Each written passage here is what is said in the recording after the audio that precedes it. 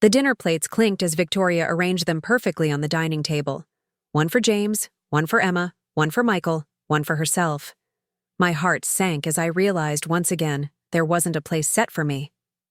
"Eleanor," Victoria called. Out, her voice sweet as honey but sharp as a razor beneath.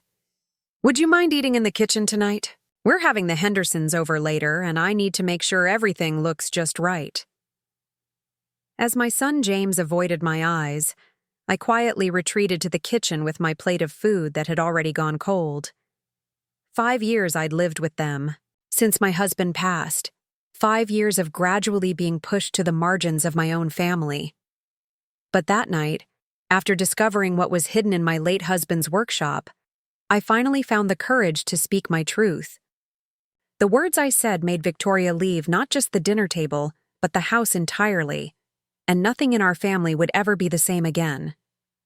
Before we jump back in, tell us where you're tuning in from, and if this story touches you, make sure you're subscribed, because tomorrow I've saved something extra special for you.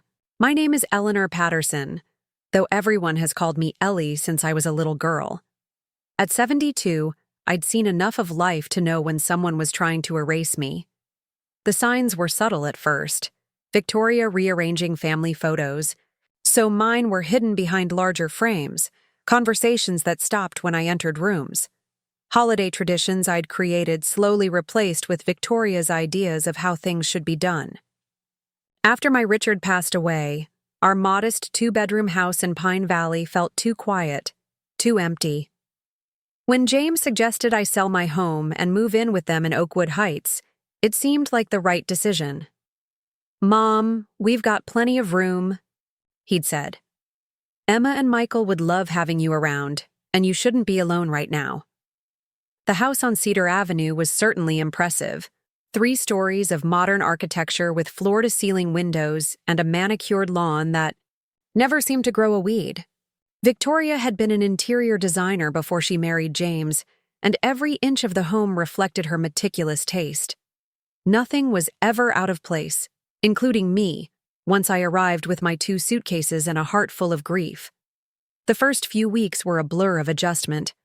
Victoria showed me to the guest room on the ground floor. "So you won't have to manage the stairs, Eleanor," and helped me arrange my belongings.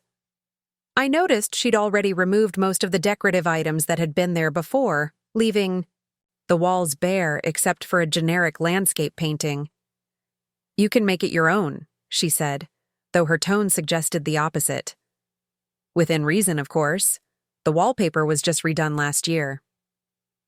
I placed a photo of Richard and me on the nightstand, our 40th anniversary, both of us laughing as we cut the cake. It was the only personal touch I allowed myself in those early days. Everything else stayed packed away in boxes that were quickly relegated to a corner of the garage. My son James worked long hours at his investment firm, often leaving before dawn and returning well after dinner. Victoria managed the household with precision, planning meals and activities weeks in advance. My grandchildren, Emma and Michael, were wrapped up in their own lives, Emma with college and her boyfriend, Michael with sports and preparing for graduation. At first, they seemed happy to have me around, stopping by my room to chat or asking for help with assignments. But as months passed, their visits grew less frequent. "They're just busy, Mom," James would say whenever I mentioned it. "You remember how it is at that age." Mealtimes became the clearest indicator of my status in the house. Initially, we all ate together at the long dining table, though Victoria controlled the seating arrangement with her place cards. Mine was always at the far end, away from James and the kids. Then came the special occasions, when business associates or Victoria's friends were invited, and I was asked to eat earlier or in the kitchen. "It's just easier this way, Eleanor," Victoria would explain with a practiced smile. "You understand." Soon, these special occasions became more frequent, until I was taking most of my meals alone at the small table in the kitchen corner, listening to the laughter and conversation from the dining room where my family sat together without me. I spent my days trying to make myself useful. I offered to help with cooking, but Victoria insisted she had her special recipes and methods. I suggested assisting with the gardening, but was told the landscapers had strict instructions. Even offering to drive Michael to his practices was dismissed. He has his license now, Eleanor, and needs the responsibility. The community center became my refuge. 3 days a week, I volunteered at their reading program, helping children with literacy.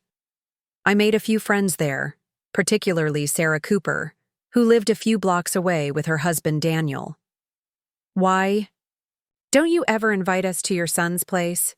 Sarah asked once over coffee. "I'd love to meet your family." I changed the subject, unwilling to admit that I hadn't been allowed to invite friends over. Victoria was clear about guests. They were to be approved by her first, and somehow my suggestions never quite made the cut. My world grew smaller with each passing month. I started taking long walks around the neighborhood, just to escape the silence of my room. The local library became another sanctuary, where I could lose myself in books and conversations with the librarians who came to know me by name. It was during one of these walks, about 3 years into my stay, that I first heard Victoria speaking about me to her friend Olivia, the real estate agent. They were sitting on the back patio, voices carrying over the fence as I approached the house from my daily walk. "It's just not what we expected," Victoria was saying. "She's always there, watching, commenting. James doesn't see it, but she undermines me with the kids. And the house. It's like having a perpetual guest who never leaves." "What about assisted living?" Olivia suggested. "There are some beautiful communities nearby." "James won't hear of it," Victoria sighed. "Family loyalty and all that." But honestly, we had plans before she moved in. Travel, remodeling the upstairs. Now everything's on hold indefinitely. I froze on the sidewalk, my chest tightening. Is that how they saw me? As an unwanted burden blocking their plans? I quietly circled the block twice more before entering through the front door, making enough noise so they'd know I was home. That night, I looked up apartments online, researching what my modest savings and Richard's pension might afford. The results were disheartening. Everything in Oakwood Heights was far beyond my means, and moving elsewhere would mean seeing even less of my grandchildren. When James noticed me lingering at the computer, I quickly closed the browser. "Everything okay, Mom?" he asked, rare concern in his voice. "Just looking up a book I heard about," I lied, not wanting to burden him with my troubles. Another year passed this way, with Victoria's subtle digs growing more frequent and my isolation more complete. My room became both sanctuary and prison, the one space where I could exist without being in the way. I arranged my handful of treasured possessions carefully. Richard's watch on the dresser, our wedding album beside it, the small watercolor my granddaughter Emma had painted for me years ago. The worst moments were the family celebrations. For Michael's 17th birthday, Victoria organized an elaborate party with dozens of guests. I spent the morning helping with preparations, only to be asked to handle the gift table in the used side room, effectively removed from the festivities. At Thanksgiving, my traditional cranberry recipe, the one Richard had loved, was replaced without discussion. At Christmas, the ornaments I'd collected over decades remained boxed in the garage, while Victoria decorated with matching gold and white baubles that complemented her color scheme. "Don't you think we should include some of Mom's decorations?" James asked once, a rare moment of awareness. "Oh, but they're so dated, honey," Victoria replied. "And they don't match our theme this year." That was my son's pattern, occasional moments of seeing me, followed by immediate surrender to his wife's preferences. I couldn't blame him entirely. He worked hard to provide the lifestyle Victoria expected, and peace at home made his demanding job more bearable. Still, each time he failed to stand up for me, a little piece of my heart crumbled away. By the 5th year, I had accepted my place, or lack of one, in the household. I spoke less at the increasingly rare family meals, stopped, suggesting activities with my grandchildren, and kept my opinions to myself. I had become exactly what Victoria wanted: invisible. Then came the evening that changed everything. It was early spring, and Victoria was hosting a dinner for James's colleagues and their spouses. The house had been in a flurry of preparation. For days, professional cleaners, fresh flowers delivered, special wines selected. I had stayed out of the way, spending extra hours at the community center and taking long detours on my walks home.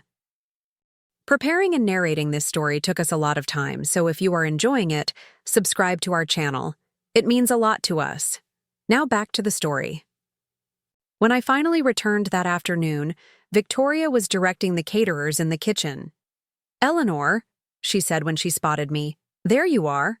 We're having 14 for dinner tonight.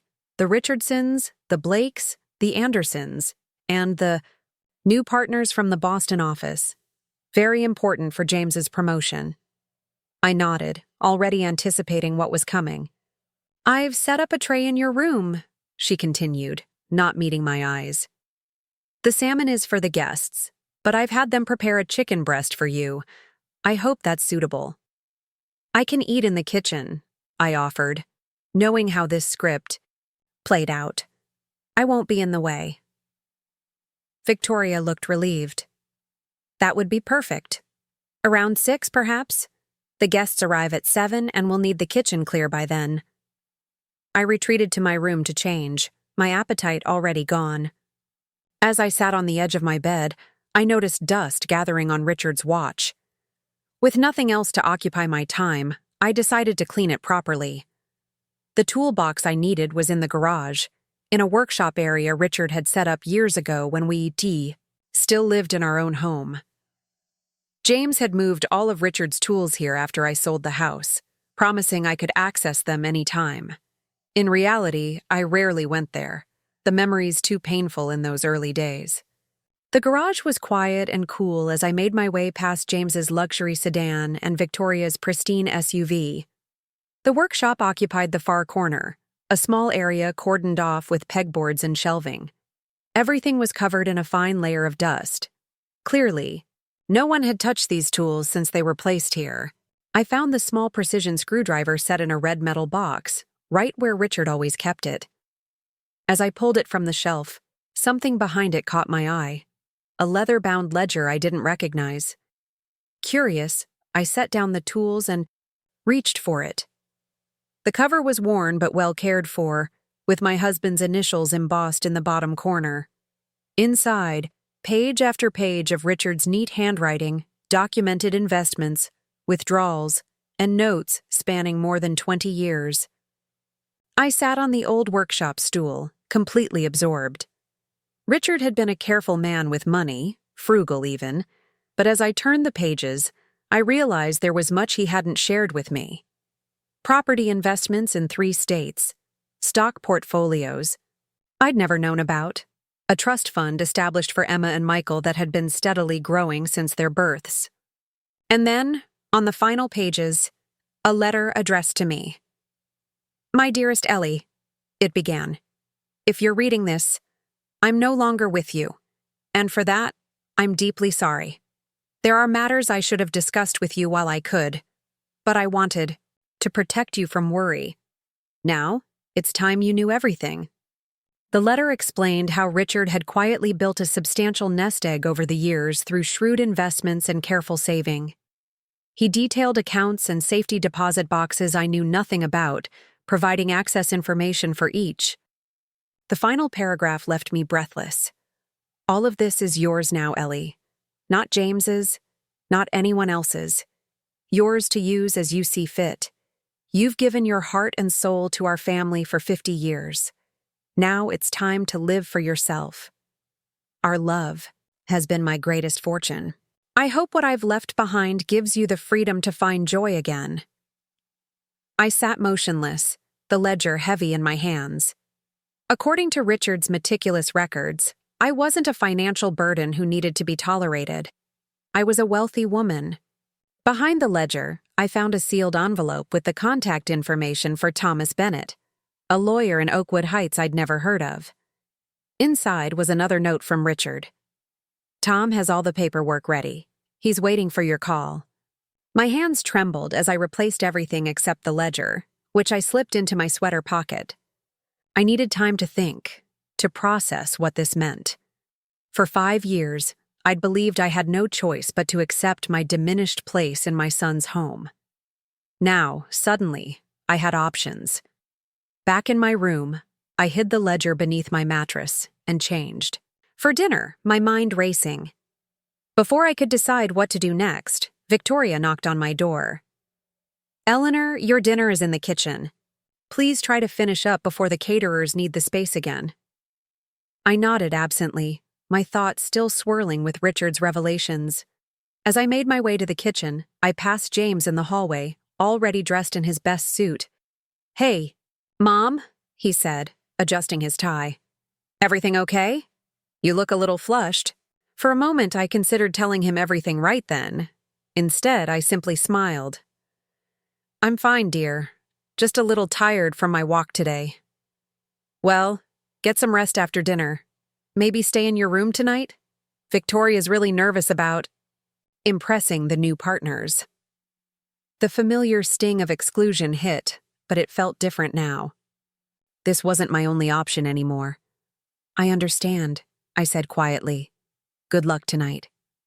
In the kitchen, a plate sat waiting at the small table tucked in the corner.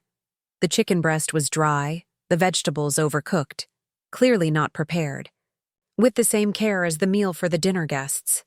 I ate mechanically, barely tasting anything, while the caterers bustled around me, sometimes reaching over my head for supplies as if I weren't there. Through the swinging door, I could see Victoria directing the setup in the dining room. The table was exquisite, her best china, crystal glasses catching the light, fresh flower arrangements creating the perfect ambiance.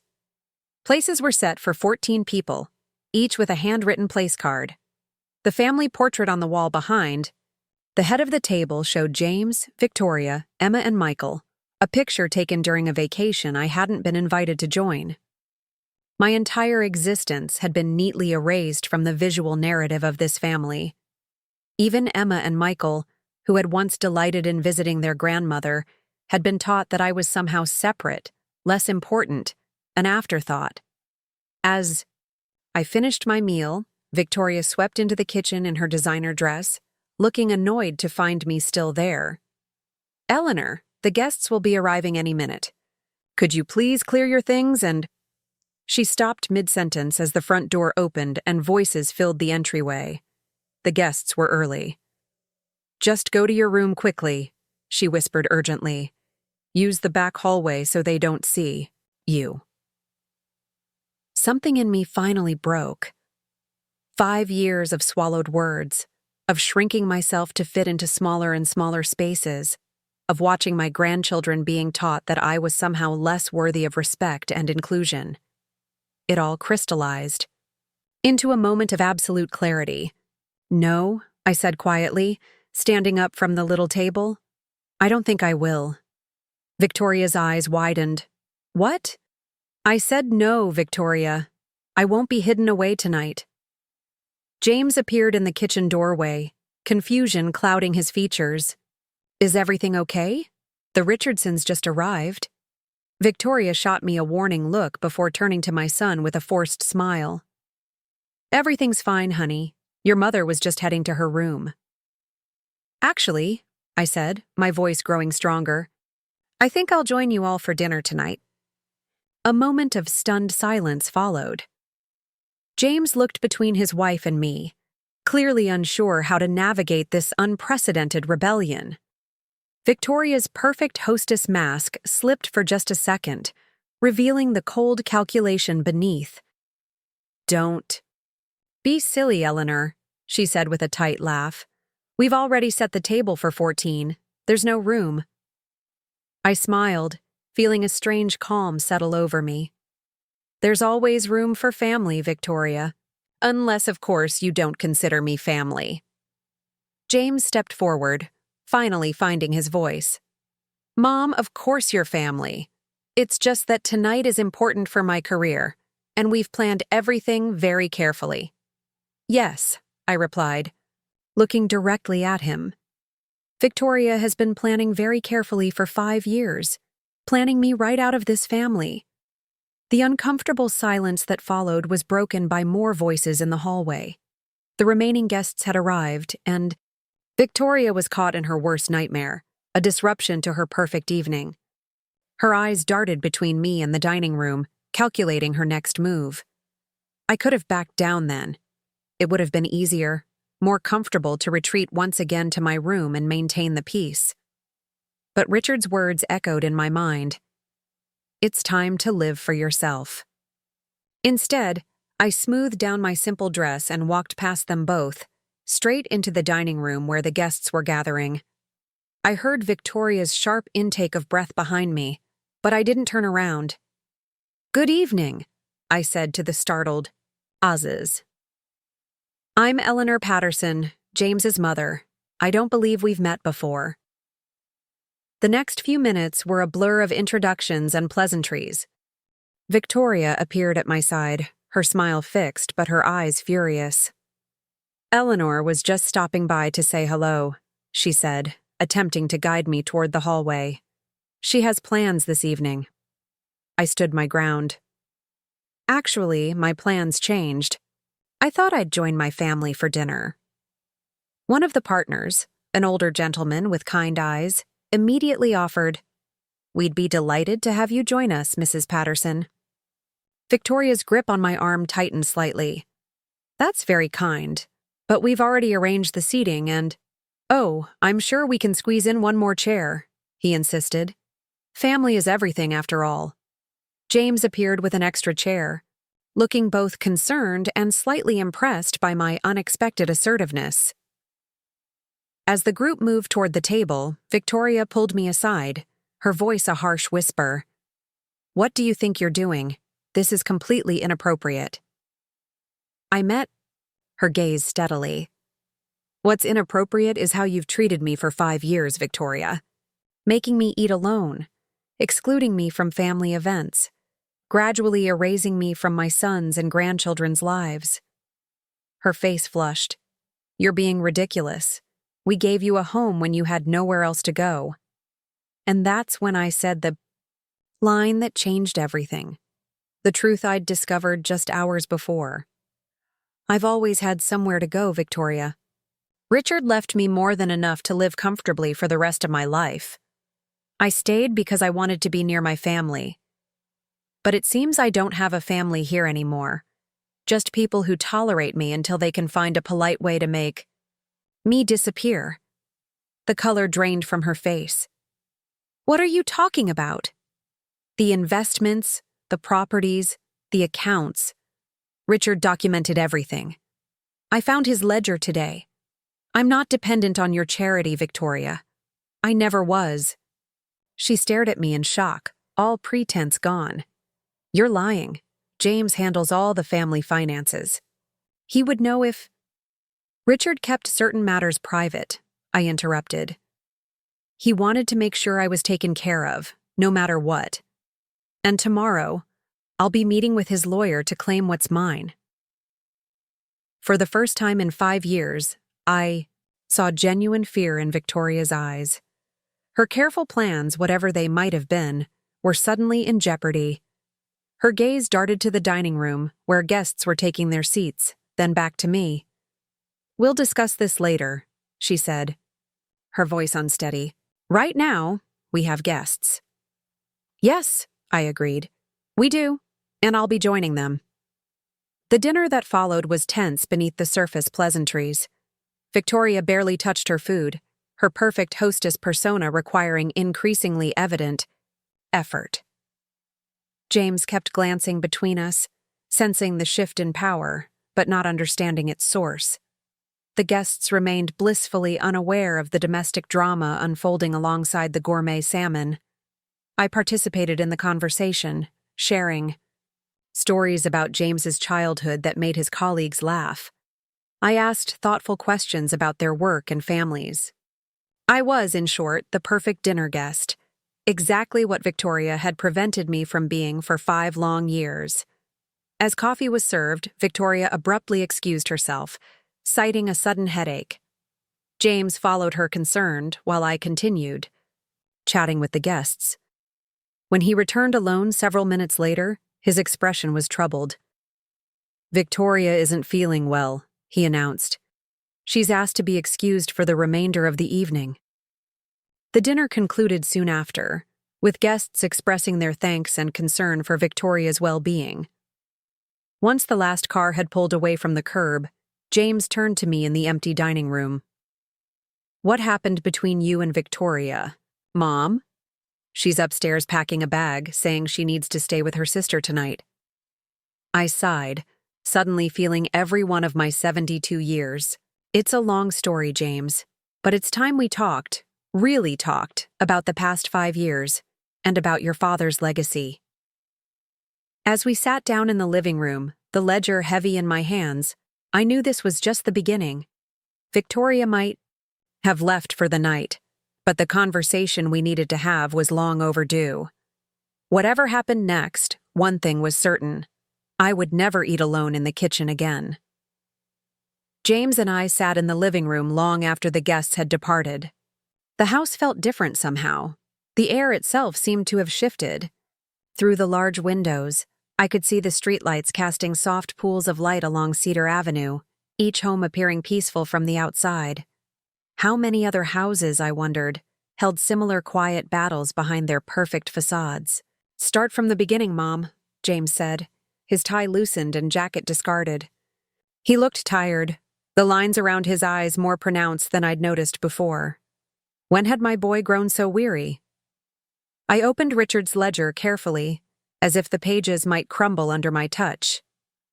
"Your father was always planning ahead," I began, my voice soft with memory. "Remember how he used to say, 'Hope for the best, prepare for the worst'?" James nodded, a small smile flickering across his face. "He made me keep emergency kits in every car. What you didn't know, what I didn't know until today, was that he'd been preparing financially our entire marriage." I turned the ledger toward him, pointing to the earliest entries. It started small. Investments here and there, properties, purchased at auction, stocks that he researched meticulously. James leaned forward, his brow furrowed as he scanned the neat columns of figures. "I had no idea," he murmured. "Dad always seemed so ordinary about money." "That was deliberate," I explained. "Your father grew up with nothing. His own father lost everything in bad investments. Richard was determined not to make the same mistakes."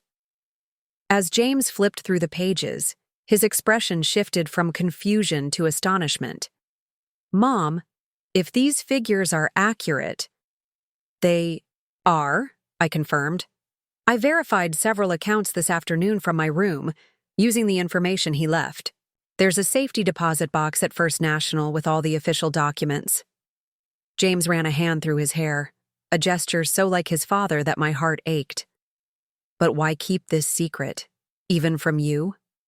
I sighed, remembering Richard's familiar determined expression whenever money discussions arose. He didn't want me to worry, and he didn't want his success to change how we lived. We were happy with our simple life. And I think— I paused, considering my next words carefully. I think he wanted to be sure I would be truly secure if anything happened to him. No one could take advantage if they didn't know what existed. "Take advantage?" James looked up sharply. "Who would take advantage of you?" The question hung in the air between us. I met my son's gaze, seeing the genuine confusion there. Had he truly been blind to what had been happening in his own home? "James," I said gently, "I've been living in your house for 5 years. In that time, I've been gradually moved from the family dining table to eating alone in the kitchen. I've been excluded from holidays, asked to stay in my room during gatherings, made to feel like an unwelcome guest rather than family." He had the decency to look uncomfortable. "Victoria just likes things a certain way," She has methodically removed me from family photos, discouraged Emma and Michael from spending time with me, and made it clear to everyone that I'm tolerated. Not welcomed, I continued, my voice remaining steady despite the hurt behind the words. And you, James, have allowed it to happen. My son flinched as if I'd struck him. For a long moment he said nothing, his eyes fixed on the ledger before him. When he finally spoke, his voice was hollow. I didn't realize it had gotten so bad. I thought you were comfortable, that this arrangement was working. Working for whom? I asked simply. Another long silence stretched between us. Outside, a car drove past, its headlights briefly illuminating the room before darkness settled again. Victoria wasn't always like this, James finally said, almost to himself. When we first met, she was warm, engaging. She loved hearing stories about my childhood, about you and Dad. I nodded, remembering the charming woman who had first entered our lives 15 years ago. People change, or perhaps they reveal who they truly are over time. What are you going to do now? James asked, looking up at me. With the money, I mean. First, I'm going to meet with Thomas Bennett, your father's lawyer, tomorrow. Then, I paused, realizing I hadn't fully thought beyond the immediate next steps. The possibilities stretching before me were both exhilarating and terrifying. Then I'm going to find a place of my own. You're leaving? The alarm in James's voice was genuine. Mom, you don't have to go. We can figure this out. I'll talk to Victoria, make her understand. I reached across and took his hand, noticing how much it resembled Richard's. Strong, capable, but with an artist's long fingers. James, it's time. I've stayed because I thought I had no choice financially, and because I wanted to be near you and the children. But Emma's in college now. Michael will leave for university next year, and you. I squeezed his hand gently. You have your own life to live, and now it seems so do I. Is this because of tonight? Because if it is, it's because of 5 years of nights, I interrupted softly. Tonight was just the moment I finally found my voice again. We talked until well past midnight, James asking questions about his father's investments, me sharing stories of small moments from our marriage that suddenly made sense in light of what I'd discovered. When Victoria hadn't returned by the time we said goodnight, I wondered if she would come back at all. The next morning, I rose early, a strange energy propelling me despite the late night. The house was quiet, James presumably still asleep upstairs.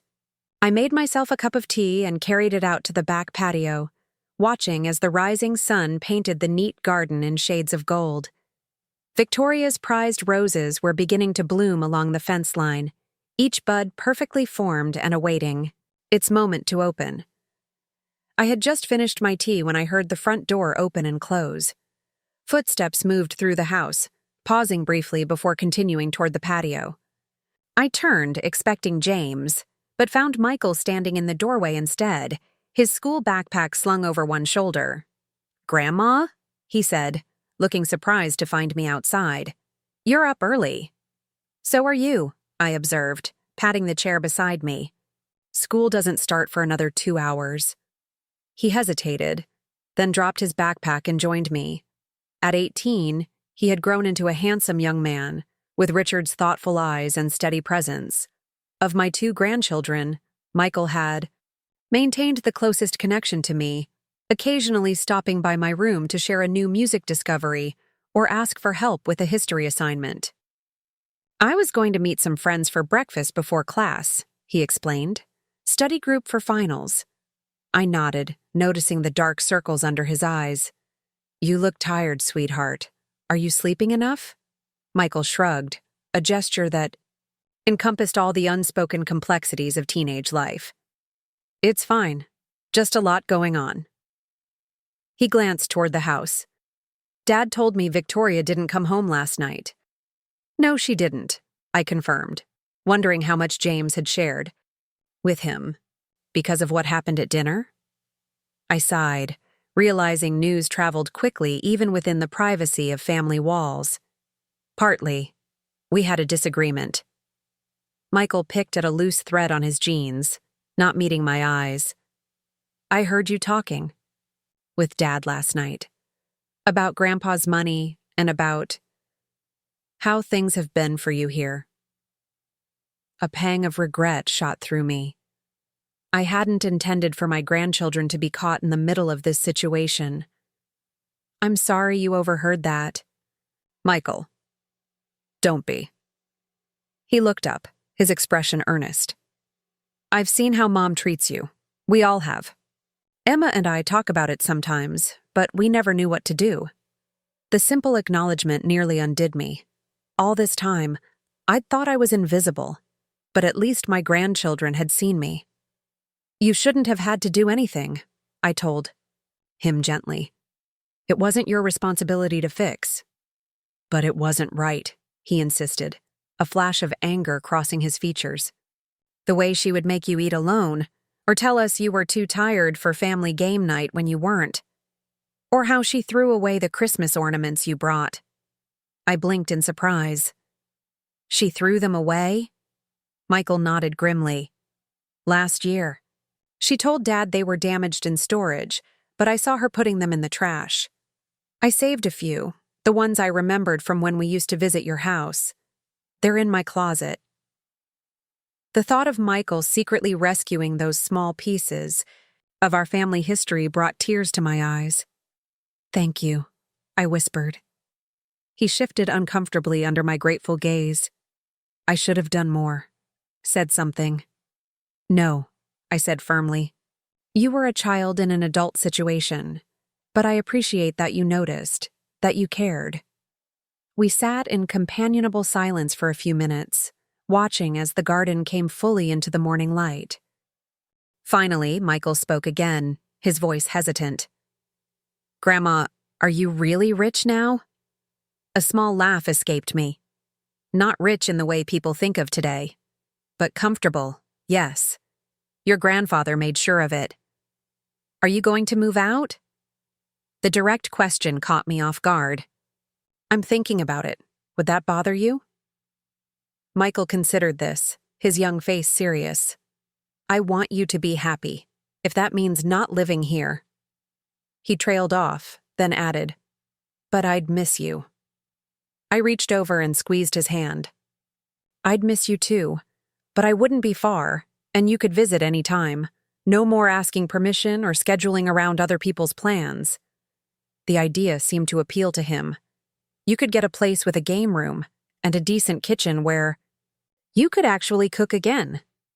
I could, I agreed, warmed by his enthusiasm. And maybe a spare room for when you or Emma want to stay over. Michael nodded, then checked his watch and stood reluctantly. I should go. The guys are waiting. He hesitated, then bent down and gave me a quick, awkward hug. Love you, Grandma. Love you too, I replied, treasuring the rare physical affection from my nearly grown grandson. After he left, I remained on the patio, contemplating the conversation. Michael's perspective had solidified my resolve. It wasn't just about me anymore. It was about breaking a cycle before my grandchildren accepted it as normal. At precisely 10 o'clock, I took a taxi to the offices of Bennett and Associates, located in a well-maintained building near the center of Oakwood Heights. The receptionist, a young woman with a kind smile, immediately showed me to Thomas Bennett's office when I gave my name. Mrs. Patterson, the lawyer greeted me, rising from behind his desk. He was older than I'd expected, probably in his mid-60s, with silver hair and wire-rimmed glasses. I've been waiting for your call for quite some time. You knew my husband, I said, not a question but a realization as I noticed the framed photo on his bookshelf, a much younger Thomas and Richard standing beside a fishing boat, both grinning widely. Since college, he confirmed, gesturing, for me to take a seat. Richard was my oldest friend. He made me promise to look after you when the time came. I placed Richard's ledger on the desk between us. I found this yesterday. Thomas nodded, not surprised. He told me where he left it. He thought you might need some time before you were ready to discover it. 5 years, I said quietly. It took me 5 years. Grief moves at its own pace, Thomas replied gently. Richard understood that. Now, shall we discuss what happens next? For the next 2 hours, Thomas walked me through everything Richard had arranged. There were 3 properties: a small apartment building in Pine Valley that generated steady rental income, a lakeside cabin in the mountains that Richard and his brother had purchased together decades ago, and a condominium in Oakwood Heights, itself just 10 blocks from James's house. The condo has been maintained by a management company, Thomas explained. It's furnished, but minimally. Richard thought you might want to decorate it yourself. A place that was just mine, I murmured, understanding my husband's intention. Even in death, he had been trying to give me freedom. Beyond the properties, there were investment accounts, retirement funds, and insurance policies that, when combined, provided a substantial monthly income. Not extravagant wealth, but more than enough for me to live comfortably for the rest of my life. Why didn't he tell me? I asked finally, overwhelmed by the scope of what Richard had created. We were married for nearly 50 years. We shared everything. Thomas removed his glasses, polishing them thoughtfully before answering. Richard grew up watching his mother struggle after his father's death. The lack of preparation, the financial insecurity, it affected him deeply. He was determined you would never face that uncertainty. But the secrecy was his way of protecting you, Thomas finished. He didn't want you to worry about money during his lifetime, and he wanted to be absolutely certain everything was properly arranged before he shared it with you. He replaced his glasses, his expression softening. Also, Richard enjoyed the planning. He used to come in here with new investment ideas, mapping out how they would benefit you years down the road. It gave him enormous satisfaction. The image of Richard secretly working to secure my future touched something deep within me. It was so like him, practical, thoughtful, always looking ahead while remaining firmly anchored in the present we shared. What do I need to do now?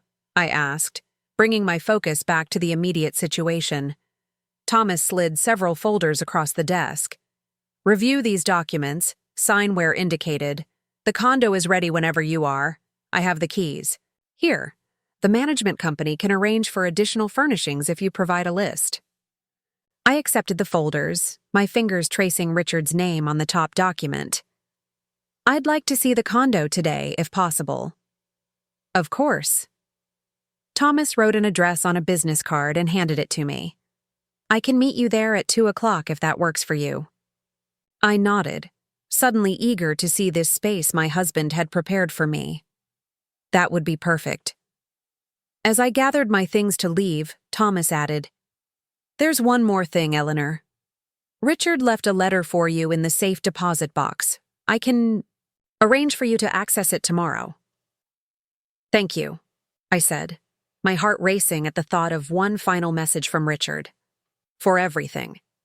I promised Richard I'd help you transition into this new chapter, Thomas replied, walking me to the door. And I intend to keep that promise. Outside, the spring day had blossomed into full warmth. I decided to walk for a while, my mind processing everything I'd learned. The streets of Oakwood Heights looked different somehow, more accessible, more mine. For 5 years, I'd felt like a visitor in this affluent community, out of place among the manicured lawns and luxury vehicles. Now, with each step, I reclaimed a little piece of myself. I stopped at a small cafe for lunch, something I rarely did alone. The simple act of ordering a meal, choosing a table by the window, watching the world pass by, all of it felt like a tiny revolution. When the server brought my soup and sandwich, I savored each bite, no longer rushing through a meal to avoid being in someone else's way. At 2 o'clock precisely, I met Thomas outside a modern building with a tasteful brick facade Large windows reflected the afternoon sunlight, and planters filled with spring flowers flanked the entrance. A doorman nodded respectfully as Thomas led me inside to an elevator. "Fifth floor," Thomas said as the doors closed. "Corner unit, with views of both the park and downtown." The elevator opened directly into a small private foyer. Thomas unlocked the door, then stepped back. "Go ahead," he encouraged. "It's yours." I stepped inside and immediately felt something I hadn't experienced in 5 years, a sense of belonging. The condo was spacious but not overwhelming, with an open floor plan that allowed natural light to flow through the entire space. Large windows offered the promised views: Evergreen Park to the east, the small downtown area to the north. The furnishings were simple but high quality: a comfortable sofa and chairs in the living area, a dining table that could seat 6, a well-appointed kitchen with gleaming appliances. The master bedroom featured a king-sized bed and ensuite bathroom with a soaking tub. A second bedroom had been set up as a combination guest room and office. What struck me most was the absence of decoration. No art on the walls, no photographs, no personal touches, just the bones of a home waiting to be brought to life. "Richard was very specific," Thomas commented as I explored. "He wanted to provide the essentials but leave the personalizing to you. He said you always had a better eye for those things." I ran my hand along the smooth countertop in the kitchen, imagining morning coffee by the window, meals prepared at my own pace, friends gathered around the dining table. "It's perfect," I said softly. "When can I move in?" "Immediately," Thomas replied. "The building manager is expecting you. All utilities are connected and paid through the management company. There's a reserved parking space in the garage, though you mentioned you don't drive much these days." "I never needed to," I explained. "Everything I needed was either within walking distance or—" I trailed off, realizing how dependent I'd become on James and Victoria's schedules, their willingness to drive me places. "Well, there's excellent transportation from here," Thomas assured me. "And if you decide you want a car, that can certainly be arranged." We discussed practical matters for a while longer, setting up bank accounts in my name, transferring utility billing, updating my identification with my new address. Through it all, a question kept circling in my mind, one I finally voiced as we prepared to leave. "What if they contest it?" I asked. "James or Victoria? What if they try to claim Richard wasn't of sound mind, or that I'm not capable of managing on my own?" Thomas's expression turned serious. "Richard anticipated that possibility. The trust is ironclad, established years before his death when his mental competence was beyond question. As for your capabilities—" He smiled slightly. "I've known you nearly as long as I knew Richard. I have no concerns about your ability to manage your affairs, and neither did he." The reassurance steadied me. "Thank you, Thomas, for everything. I'll have those keys copied for you right away," he promised as we stepped back into the elevator. "You can pick them up from my office tomorrow when you come for the safe deposit box." As we parted ways outside the building, I felt lighter than I had in years. The burden of dependence had lifted, replaced by the exhilarating weight of possibility. Richard had given me more than financial security. He'd given me the chance to rediscover myself. I decided to walk through Evergreen Park on my way back to James's house. The park was busy with after-school activities, children on the playground, teenagers tossing frisbees, older couples walking hand in hand along the winding paths. I found an empty bench near the duck pond and sat, watching life unfold around me. A young mother struggled to manage a stroller and an energetic toddler nearby.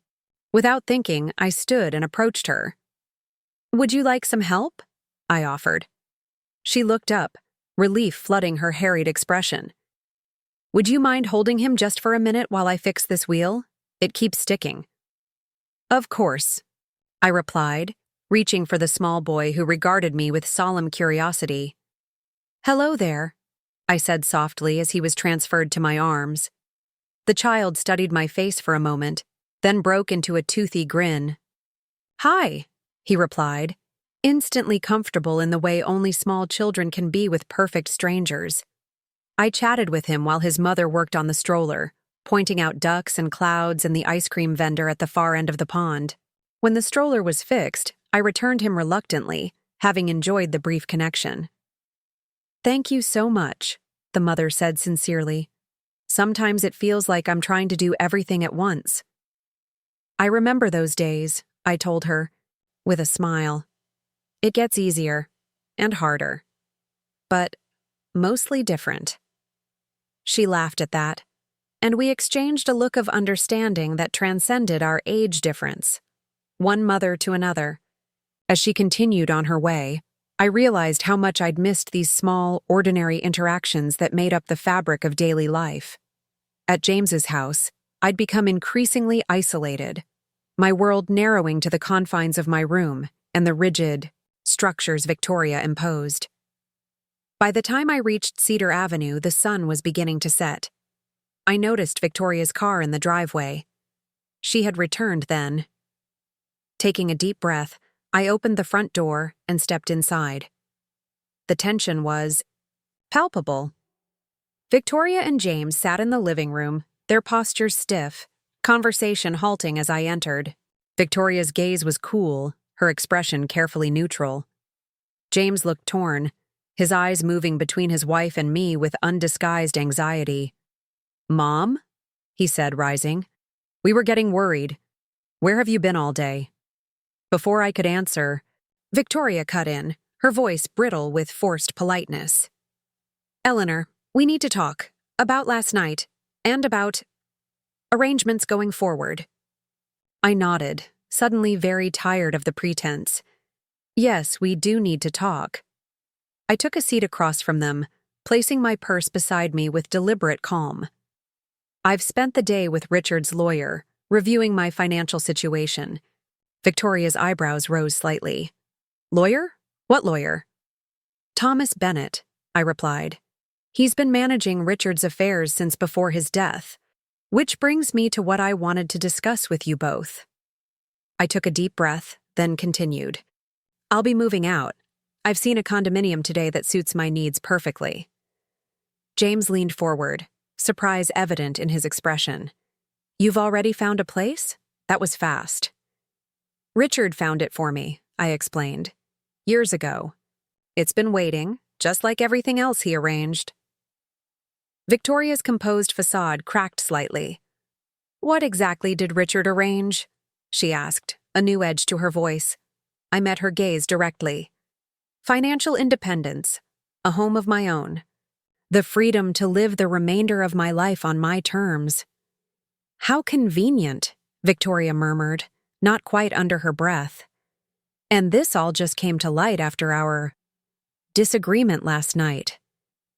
"The timing is coincidental," I acknowledged, "but perhaps it's also fitting.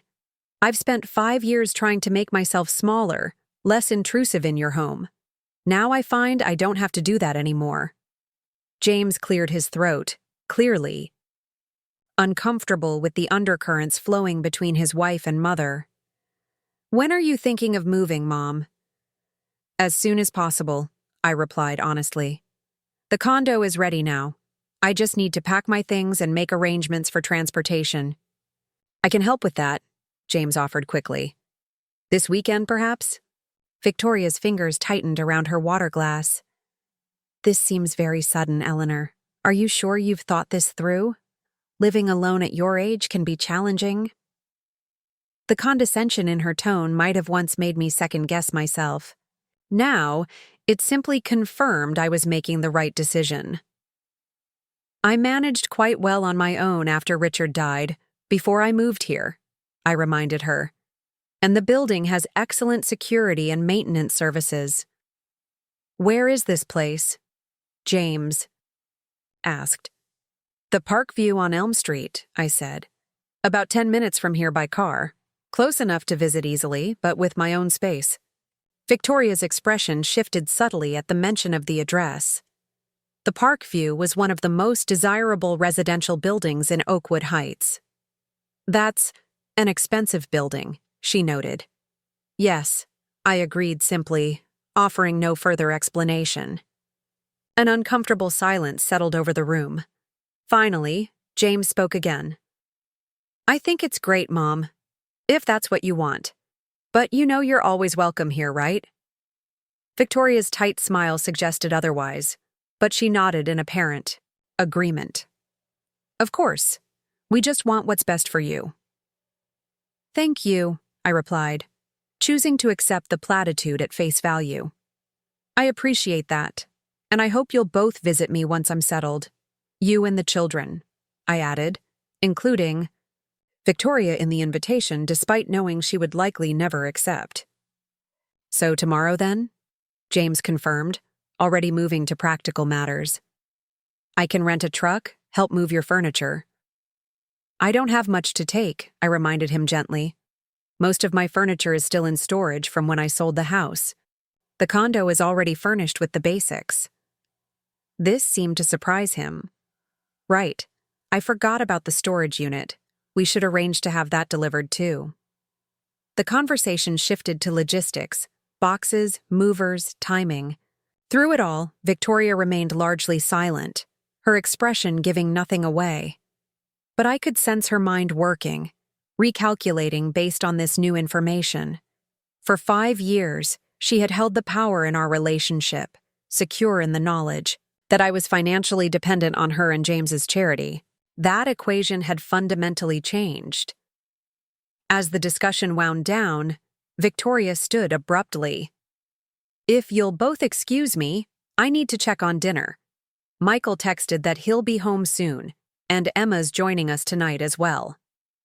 After she left, James turned to me, his voice low. "She came back this afternoon. We talked for a long time. She says she wants to make things right." "I'm glad," I said, meaning it. Despite everything, James loved Victoria, and they had built a life together. "But you understand why I need to leave?" He nodded slowly. "I just wish I'd seen what was happening, that I'd done something sooner." "We all have our blind spots," I told him, reaching over to pat his hand. "Especially when it comes to the people we love." "Will you stay for dinner?" he asked hopefully. "Emma would love to see you." I considered declining, the thought of another tense meal at the dining table holding little appeal. But then I thought of Michael saving my Christmas ornaments, of Emma's occasional text messages checking in on me, of the family ties that remained despite Victoria's efforts to fray them. "Yes," I decided. "I'll stay for dinner. But first, I'd like to freshen up." In my room, soon to be my former room, I sat on the edge of the bed and released a long, slow breath. The day's revelations and decisions had left me emotionally drained, but resolute. On the nightstand, Richard's watch caught the late afternoon light, its hands steadily marking time as they had for decades. I picked it up, running my thumb across the worn face. "You thought of everything, didn't you?" I whispered to the empty room. "Even how to set me free." Tomorrow, I would begin packing the small collection of possessions I'd accumulated during my stay. Tomorrow, I would visit the safe deposit box and read Richard's final letter to me. Tomorrow, I would take the first real step toward reclaiming my independence. But tonight, I would have dinner with my family. Not in the kitchen, not excluded from conversation or relegated to the sidelines, but properly at the table where I belonged. Whatever Victoria's true feelings about my impending departure, she would have to acknowledge me now. Not as a burden to be tolerated, but as Eleanor Patterson, a woman of means and agency who had chosen, for tonight at least, to share a meal with her family. I changed into a simple navy dress I rarely wore, applying a touch of lipstick and arranging my silver hair with more care than usual. Small rebellions, perhaps, but significant in their own way. When I heard Emma's voice in the hallway, I emerged from my room with squared shoulders and a genuine smile. ready to face whatever the evening might bring. Emma arrived in a flurry of energy, her backpack slung carelessly over one shoulder and her dark hair pulled into a messy bun. At 21, she had blossomed into a beautiful young woman with Richard's curious mind and my stubborn determination. College had given her a new confidence, a sense of self separate from the carefully managed environment Victoria had created in their home. "Grandma!" she exclaimed when she saw me, her face lighting up with genuine pleasure. She crossed the room in 3 quick strides and enveloped me in a hug that smelled of coffee and textbooks. "You look amazing. Is that a new dress?" "Just one I don't wear often," I replied, returning her embrace with equal warmth. "It's wonderful to see you, sweetheart. How are your classes going?" Before she could answer, Victoria appeared in the doorway, her hostess' smile firmly in place. "Emma, there you are. Dinner's almost ready. Why don't you both come to the table?" I noted that she'd included me in the invitation without hesitation, progress, or perhaps just pragmatism given what she now knew about my financial situation. The dining room was set with Victoria's usual precision, the good china, crystal glasses, linen napkins folded just so. 5 place settings, not 4, with mine positioned directly across from James, rather than at the far end where I'd sat on those increasingly rare occasions when I'd been permitted to join family meals. Michael was already seated, his phone set, aside when he saw me enter. "Hey, Grandma," he greeted me with a small smile. "You're staying for dinner?" "I am," I confirmed, taking my seat with a quiet confidence I hadn't felt in this room for years. Emma settled beside me, immediately launching into a detailed account of her psychology professor's unconventional teaching methods. I listened attentively, asking questions at all the right moments, aware of Victoria's gaze flicking between us as she brought serving dishes to the table. Dinner itself was a study in forced normalcy. Victoria had prepared her signature roast chicken, a dish she normally reserved for special occasions, which typically hadn't included me. James kept the conversation flowing, carefully navigating around any potentially sensitive topics. Emma and Michael followed his lead, though I caught them exchanging glances when Victoria abruptly changed the subject after Emma mentioned visiting me at my new place. "So, Grandma," Emma said during a lull in the conversation, "Michael says you're moving to the Park View. That's super close to campus. Maybe I can come study at your place sometimes? The library gets so crowded during finals." "I'd love that," I replied sincerely, watching Victoria's knuckles whiten around her fork. "Anytime. I'll make sure you have a key." "A key?" Victoria interjected, her tone carefully modulated. "That seems unnecessary when Emma has a perfectly good study space here at home." Emma rolled her eyes, a gesture just subtle enough that only I caught it. "Mom, the campus is closer to Grandma's new place than here. It would save me the commute." "Still," Victoria persisted, "giving out keys to your new home before you've even moved in seems premature, Eleanor. Security is important at your age." There it was, the familiar undermining wrapped in concern, the implication that I couldn't be trusted to make sound decisions. In the past, I might have backed down, might have nodded and agreed, and later found a way to slip Emma a key without Victoria knowing. But that Eleanor was gone. "The Park View has excellent security," I replied evenly, "and I'm quite capable of deciding who should have access to my home. Emma and Michael will both have keys, as will James," I added, nodding toward my son. "You're all welcome anytime." A moment of silence followed my declaration. James cleared his throat, clearly searching for a way to diffuse the tension. Before he could speak, Michael looked directly at Victoria. "Mom, why don't you want Emma to have a key to Grandma's place?" The blunt question hung in the air. Victoria's expression flickered between surprise and annoyance. "I never said that, Michael. I'm simply concerned about your grandmother's safety. Grandma's been taking care of herself for a long time," Michael pointed out. "And it's her place. Shouldn't she decide who gets keys?" Victoria set down her utensils with deliberate care. Of course she should. I was merely offering a suggestion. It didn't sound like a suggestion, Emma murmured, just loud enough to be heard. James intervened before Victoria could respond.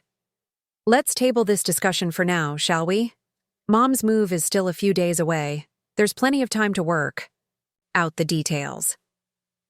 The conversation shifted to safer territory. Michael's upcoming graduation, James's latest project at work. I participated politely, but my thoughts kept returning to the exchange about the keys. It was such a small thing in isolation, but it represented something much larger. Victoria's need to control, to maintain authority over family relationships, to position herself as the gatekeeper through which all interactions must pass. After dinner, Victoria disappeared into the kitchen, pointedly declining offers of help. Emma pulled me into the living room, eager to show me photos from a recent campus event on her phone. We sat together on the sofa, heads bent over the small screen as she swiped through images of friends and activities. "I'm really glad you're getting your own place, Grandma," she said quietly when James and Michael had drifted into another conversation across the room. "It's been weird seeing how things are here." "What do you mean?" I asked, though I suspected. I knew. Emma hesitated, glancing toward Victoria's direction before continuing. "When I came home from freshman year, I noticed how Mom had kind of pushed you to the side. Like, all your things were gone from the common areas and you were eating in the kitchen most nights." She frowned, the expression making her look startlingly like Richard when something had troubled him. "I asked Dad about it, but he just said you preferred it that way. I never believed that." "No," I agreed softly. "I didn't prefer it." "Why?" "Didn't you say something?" The question wasn't accusatory, just genuinely puzzled. I considered how to explain the gradual erosion of my confidence, the slow acceptance of my diminished place in the household. "Sometimes," I said carefully, "when you're dependent on others for your basic needs, you learn to accommodate their preferences, even when they hurt you. You tell yourself it's a fair exchange for their support." Emma's eyes widened slightly. "But that's not fair at all." "No," I agreed. "It isn't. It took me too long to recognize that." She squeezed my hand. "Well, I'm glad you're not accommodating anymore. The way you stood up to Mom about the keys was awesome." I smiled, warmed by her support. It feels good to reclaim my voice. "Will you tell me about your new place?" she asked, her enthusiasm infectious. "Michael said it has a view of the park." As I described the condo to her, I saw genuine excitement in her expression. For the first time in years, I was offering something of value to my granddaughter, not just my presence, but a space where she could come and go freely without Victoria's watchful oversight. Victoria rejoined us, carrying a tray of coffee and dessert with the practiced grace of a woman who had spent years perfecting the art of entertaining. "I thought we might have coffee in here tonight," she announced, setting down the tray on the coffee table. "Eleanor, would you like a cup?" "Yes, thank you," I replied, noting the use of my full name. Never Mom or even Ellie, as friends called me, always the more formal Eleanor that maintained emotional distance. As Victoria handed me a cup, I noticed her assessing glance at Emma and me sitting close together on the sofa. Something in her expression hardened briefly before smoothing back into her hostess smile. "Emma, I meant to tell you," she said, her voice casual as she took a seat across from us. "Dr. Henderson called today. You remember, my friend who works in the university administration? She mentioned there's an opening for a research assistant position in the psychology department next semester. She thinks you'd be perfect for it." Emma straightened, clearly interested despite herself. "Really? Wow, that would be amazing. Did she say who the professor is?" "Dr. Kaplan, I believe. I have her number if you want to follow up tomorrow." Victoria smiled, satisfied with Emma's reaction. "It's quite competitive, but With a recommendation from Caroline, you'd have an excellent chance. I watched this exchange with a mixture of admiration and wariness. Victoria was skilled at this, creating opportunities for the children that came through her connections, her influence. It bound them to her in ways large and small, reinforced her importance in their lives and successes. I couldn't fault her for helping Emma's career, but I recognized the subtle reminder of power that accompanied the offer. The evening continued peacefully enough, though I noticed Victoria made a point of mentioning several other connections she had recently utilized on Emma's behalf. Introductions to influential faculty, invitations to exclusive departmental events. Each reference underscored the same message.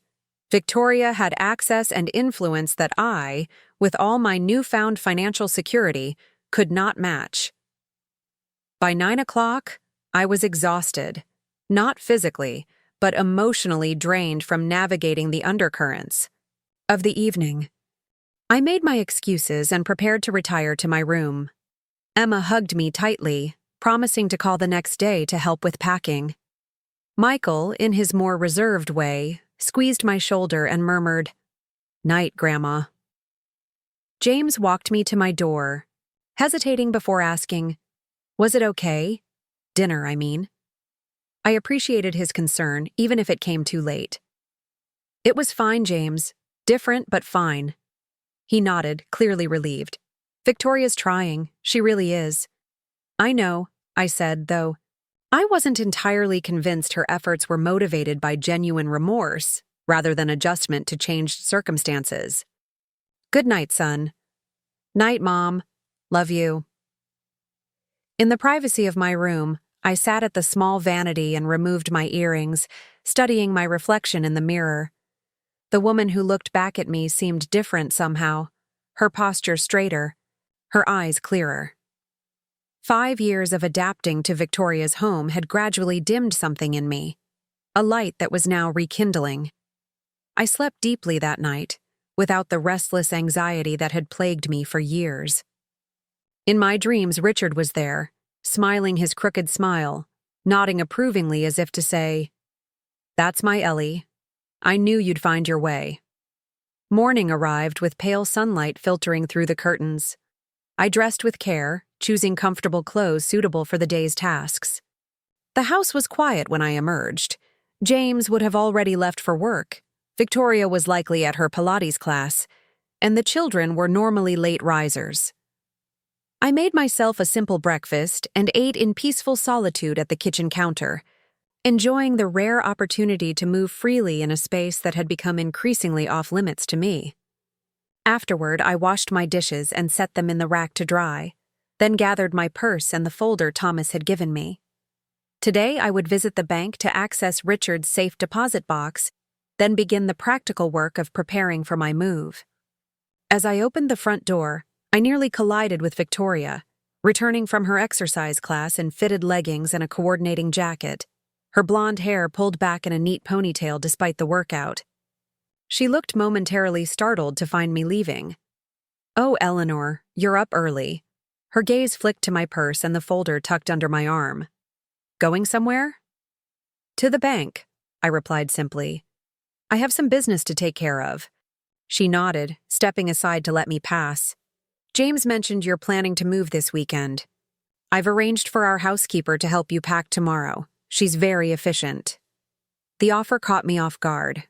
Practical assistance wasn't Victoria's usual approach. "That's thoughtful but unnecessary. Emma's coming to help, and I don't have much to pack." "I insist," Victoria said, her tone making it clear this wasn't truly an offer but a decision already made. "Maria is excellent with fragile items. I want to make sure your things are properly cared for." I considered refusing, again, but recognized the gesture for what it was. An attempt to maintain involvement, to oversee even my departure. "Thank you," I said instead. "That's kind." Victoria's smile didn't quite reach her eyes. "We want to make this transition as smooth as possible for you." I stepped past her onto the porch, then paused, turning back. "Victoria, I know this Situation isn't what you expected. Change rarely is. But I hope we can find a way forward that respects everyone's needs." She regarded me for a long moment, her expression unreadable. "Of course," she finally said. "Family is everything." The platitude hung between us, both knowing how differently we defined family and who belonged within its circle. With a small nod, I continued down the walkway, feeling her gaze on my back until I reached the sidewalk. The day was pleasantly warm, spring firmly established in Oakwood Heights. I decided to walk to the bank, enjoying the simple freedom of setting my own pace. Along the way, I passed other pedestrians, mothers with strollers, business people hurrying to meetings, elderly couples taking their morning constitutional. For so long, I had felt disconnected from this community, a visitor rather than a resident. Now, I allowed myself to imagine becoming part of it again, shopping at the local markets, perhaps joining the garden club at the community center, developing routines that were purely my own. First National Bank of Oakwood occupied a stately brick building on Main Street. Inside, the cool marble lobby echoed with hushed conversations and the discreet clicking of computer keys. I approached the customer service desk and presented my identification along with the paperwork Thomas had provided. After a brief verification process, I was escorted to a private room where the safe deposit box awaited. The bank officer opened the outer lock with his key, then left me alone to use my newly acquired key for the second lock. The metal box slid open smoothly, revealing several neatly organized folders, a small velvet pouch, and an envelope with my name written in Richard's distinctive handwriting. I reached for the envelope first, my fingers trembling slightly. The flap was sealed with wax, an old-fashioned touch so characteristic of my husband. Carefully breaking the seal, I removed several pages of heavy stationery covered in Richard's neat penmanship. "My dearest Ellie," the letter began, instantly bringing tears to my eyes. I blinked them away, determined to read his final words with clarity. "If you're reading this, you've finally discovered what I've been preparing for years. I hope you'll forgive me for keeping these arrangements secret. You always said I was a terrible secret keeper, but it seems I managed this one well enough. I'm writing this as you sleep in the next room. You had a difficult day. The roses needed pruning, and you pushed yourself too hard despite my protests. Even now, when you're tired and your hands are scratched from the thorns, you're the most beautiful woman I've ever known. I don't know when you'll read these words. Perhaps soon after I'm gone, or perhaps years will pass before you find your way to this box. Either way, what matters is that you found it now, and with it, the freedom I've tried to secure for you. Ellie, we've spoken often about what might happen after I'm gone. You've always insisted you'd be fine, that you'd manage whatever came. I believe in your strength, I always have. But I also know our world doesn't always treat aging women with the respect and dignity they deserve, especially those who find themselves alone. What I've arranged isn't just money, though that's important. It's independence, the ability to say no when you need to create the life you want rather than the one others might choose for you. To be Ellie Patterson, not just someone's mother or grandmother or widow. The condo at the Parkview is yours, furnished as simply as possible because I know you'll want to make it your own. The rental property in Pine Valley provides steady income. Old Mrs. Abernathy still manages it, and she sends her love. She's getting on in years herself, but her nephew is learning the business and seems competent enough. The cabin at the lake belongs half to you, half to my brother George. You know he rarely uses it, but it's there if you want a retreat. The fishing's still good, according to George, though I suspect he exaggerates his catches as much as ever. The velvet pouch contains my mother's pearls. I know you always admired them, but insisted they should go to James's wife someday. I'm overruling that particular bit of generosity, my love. They belong on your neck, not tucked away in someone else's jewelry box. There's money, of course. Thomas has all the details. It's not a fortune by today's standards, but it's enough for comfort, for security, for choices. Use it well. Use it for joy. I have one request, though you're free to ignore it if it doesn't feel right. Don't let our family fragment after I'm gone. James has always looked to you as his moral compass, though he may not always follow where it points. The grandchildren need your wisdom, your stories, your particular way of seeing the world. Whatever relationships emerge in the years ahead, try to keep those bonds intact, even if they must change form. Now for the most important part, though. You already know it. I have loved you completely, Ellie. From the moment you walked into that dance hall in your blue dress, looking vaguely annoyed at your friend for dragging you there, I was yours. Through everything that followed, the good years and the hard ones, the arguments and reconciliations, the dreams realized and those left behind, that love has only deepened. I don't fear death, Ellie, but I do regret leaving you. If there's any justice in whatever comes next, I'll find a way to wait for you. Take your time, though. Live fully. Find new adventures. Know that whatever happiness you discover honors, rather than diminishes what we've shared. All my love, now and always, Richard. I sat motionless, the letter trembling in my hands. Richard's voice so clear in my mind I could almost believe he was in the room with me. Tears flowed freely now, dropping onto the paper before I could wipe them away. I made no attempt to stop them. These were healing tears, washing away years of doubt and diminishment. When I had composed myself, I carefully folded the letter and returned it to its envelope. The velvet pouch yielded a single strand of pearls, lustrous and warm against my palm. I remembered them around Richard's mother's neck at family gatherings, how she had once let me try them on at Christmas, laughing that they suited me better than her old throat. Without hesitation, I fastened them around my neck. Their weight, familiar and comforting. The remaining folders contained additional documentation, property deeds, account statements, insurance policies, all meticulously organized with Richard's characteristic attention to detail. I reviewed each one carefully, then returned them to the box. I would need to come back with Thomas to transfer some of these documents, but the immediate task was complete. I had received Richard's final gift, not just financial security, but the validation that I was worthy of independence, of choices, of a life shaped by my own desires. As I left the bank, I touched the pearls at my throat, drawing strength from their connection to Richard. The day stretched before me, full of practical tasks, collecting packing materials, beginning to sort my belongings, meeting with Thomas to sign additional paperwork. But underlying these mundane activities was a profound sense of awakening, as if I had emerged from a long hibernation into unexpected spring. On impulse, I changed direction and headed toward the park view. The doorman recognized me from the previous day and welcomed me with a respectful nod. "Good morning, Mrs. Patterson. Mr. Bennett called to say you might be stopping by. Your keys are ready at the front desk."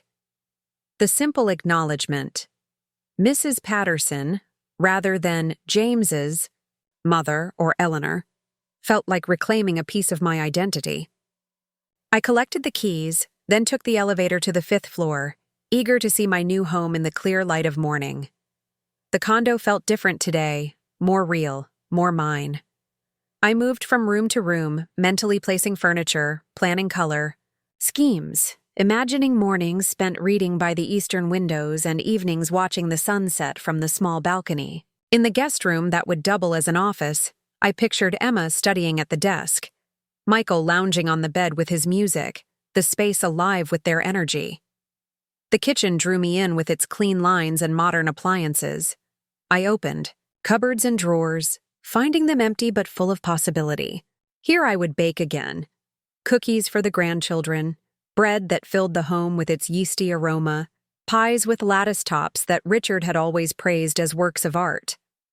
I would host dinners where everyone had a place at the table, where conversation flowed without monitoring, where no one ate alone in a separate room. Standing by the large windows overlooking the park, I felt a profound sense of rightness settle over me. This place, these rooms, this view, this opportunity had waited patiently while I found my way here. Richard had known somehow that I would need this fresh start, this chance to redefine myself beyond the roles of caretaker and tolerated guest. My phone chirped with a text message from Emma. On campus, but can come help with packing this afternoon. Need anything from town? I smiled at her thoughtfulness and replied, just your company. Come to the house around 3? Her response came quickly. Perfect. Can't wait to hear about the condo. I slipped the phone back into my purse, my heart light with anticipation of Emma's visit. For so long, my interactions with my grandchildren had been subtly managed by Victoria, scheduled around her preferences, contained within spaces she controlled, often overseen by her watchful presence. The thought of spending time with Emma without those constraints felt like an unexpected gift. As I prepared to leave, taking one last look around the empty space that would soon become home, my phone rang. The screen showed James's number, unusual, for him to call during his workday. Mom? His voice sounded strained when I answered. Where are you? At the condo, I replied. Is everything all right? A hesitation then. Victoria called me. She's upset about the pearls. I touched the strand at my neck, confused. The pearls? How does she even know about them? She went into your room to measure for drapes. She says she's planning to convert it to a home office after you move, and noticed your jewelry box was open. She recognized grandmother's pearls and called me immediately. The casual invasion of privacy didn't surprise me, but Victoria's reaction did. These were Richard's mother's pearls, James. He left them specifically to me in his letter. I know, Mom, and they're rightfully yours. It's just... He sighed heavily. Victoria says grandmother promised them to her years ago, at our wedding, that they were to be passed down to the wife of the eldest son. I frowned, certain no such promise had been made. Richard's mother had been particular about her possessions and had distributed most of them before her death with clear instructions. The pearls had remained in Richard's keeping with her explicit direction that he decide their fate. That's not true, James. Your grandmother never made such a promise. These pearls were Richard's to bestow, and he chose to leave them to me. Another weighty pause. Could you, maybe, consider letting Victoria have them anyway? As a gesture of goodwill? She's quite upset. The request struck me like a physical blow. After everything, the years of subtle humiliation, the exclusion, the condescension, James was still asking me to accommodate Victoria's feelings, to surrender something precious that Richard had explicitly intended for me. No, I said, my voice quiet but firm. I won't be doing that. Mom? James, I interrupted gently. These pearls were a gift from your father, left to me in a letter I read just this morning. They're not just jewelry, they're a connection to him, to his mother, to our shared history. I'm sorry if that disappoints Victoria, but my answer is no. He didn't respond immediately, and I could picture him at his desk, torn between his wife's demands and his mother's refusal. I understand, he finally said, though his tone suggested otherwise. Will you be home for dinner?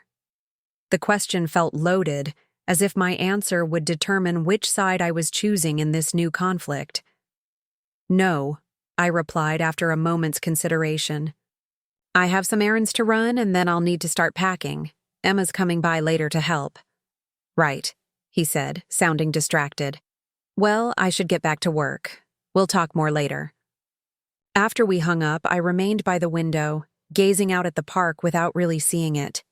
The pearls felt heavier now around my neck, weighted with Victoria's covetousness and James's divided loyalties. For a moment, I questioned my decision. Would it have been wiser to surrender this one battle to maintain peace? But as quickly as the doubt arose, it was replaced by certainty. The pearls were mine, left to me by the man who had loved me for 50 years. More importantly, my right to keep what was given to me was not negotiable, not a matter for family consensus or emotional manipulation. With renewed resolve, I locked the condo and headed back to Cedar Avenue, ready to face whatever awaited me there. The walk gave me time to prepare myself for potential confrontation, to consider how I wished to navigate this latest challenge to my autonomy. Victoria's car was in the driveway when I arrived, though I had half expected she might conveniently be out. I entered the house quietly, hearing her voice from the direction of her home office. She appeared to be on a phone call, her tone animated as she discussed fabric selections with someone. Taking advantage of her distraction, I slipped into my room and closed the door. The evidence of her invasion was immediately apparent. The jewelry box indeed open on the dresser, its contents slightly rearranged from how I'd left them. A measuring tape lay abandoned on the windowsill, confirming her story about measuring for drapes. The thought of her planning to reclaim my space before I'd even departed sent a chill through me, but I pushed the feeling aside. Soon, this room would no longer be my concern. I began gathering packing materials I'd collected earlier. Boxes from the local grocery, tissue paper saved from gifts, bubble wrap purchased from the shipping store.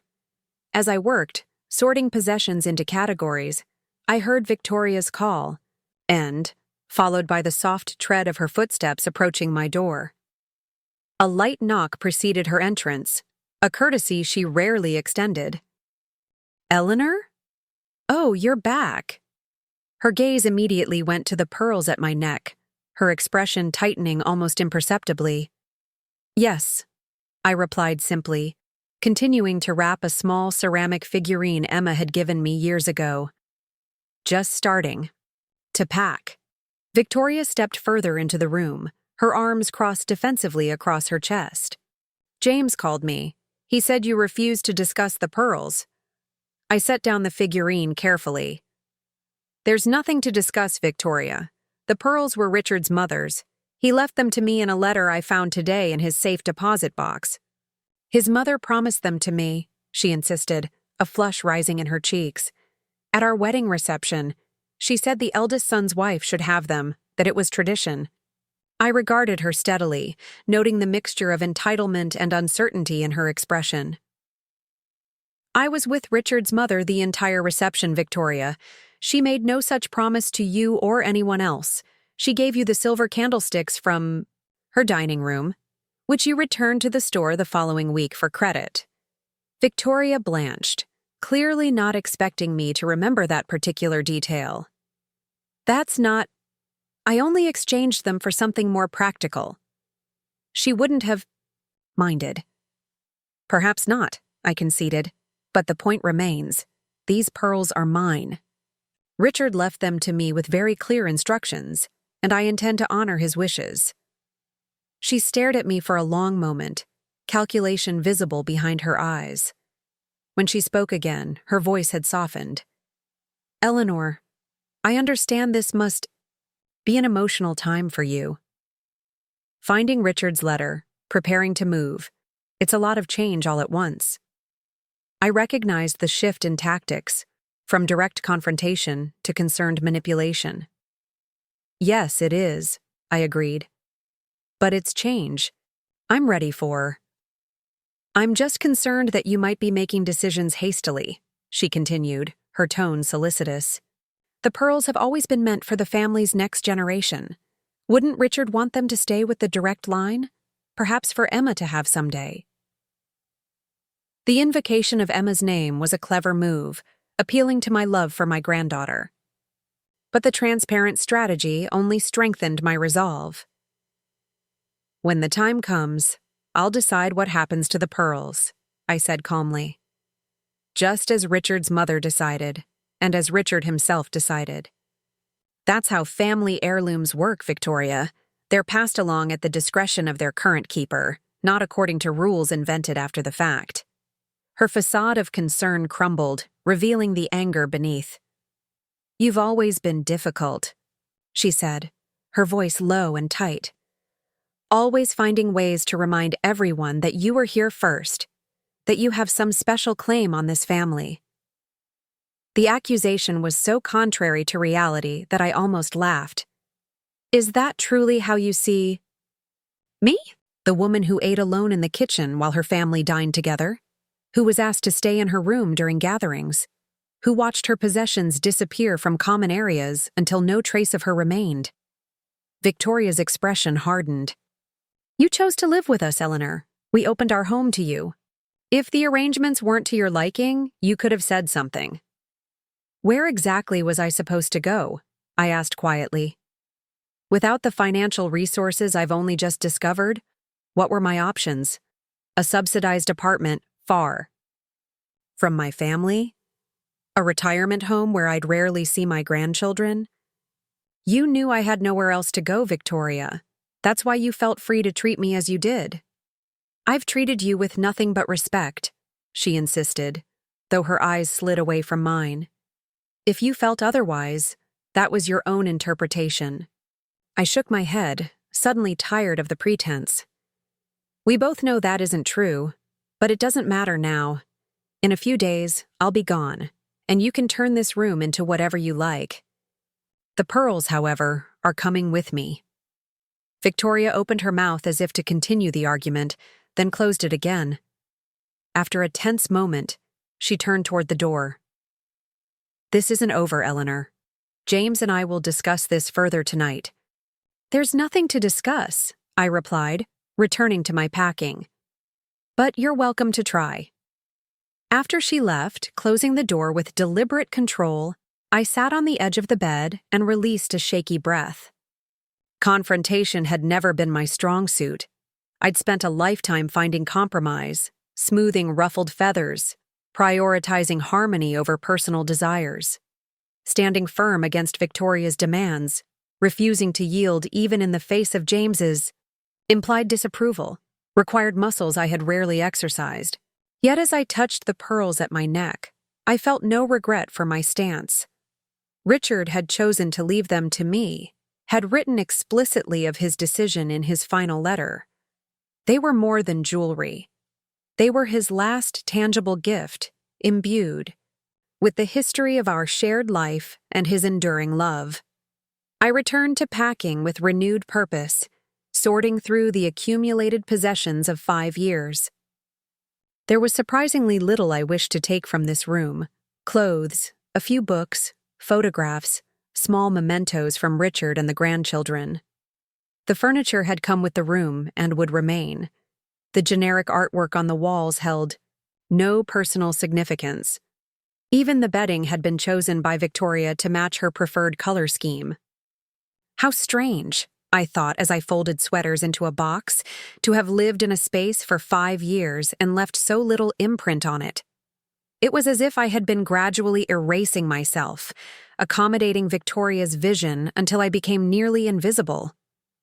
The woman who had once maintained a home filled with color and texture, who had gardened with passionate attention to every bloom, who had displayed family photographs on every available surface, that woman had been carefully contained until she occupied the smallest possible space. But not anymore. The pearls around my neck were just the beginning, a first reclamation of self that would continue in my new home, in my new life. Victoria might never approve, might never truly accept me as an equal member of the family, but her approval was no longer necessary for my happiness. Outside my window, the afternoon sun cast long shadows across the manicured lawn. Soon Emma would arrive, bringing her youthful energy and genuine affection. Together we would continue this work of packing, of gathering the pieces of Eleanor Patterson to relocate them where they could once again expand and flourish. The pearls gleamed softly in the slanting light, their iridescence a reminder of all that endured beyond a single lifetime: love, memory, connection. I touched them once more, feeling Richard's presence in their smooth, cool surfaces.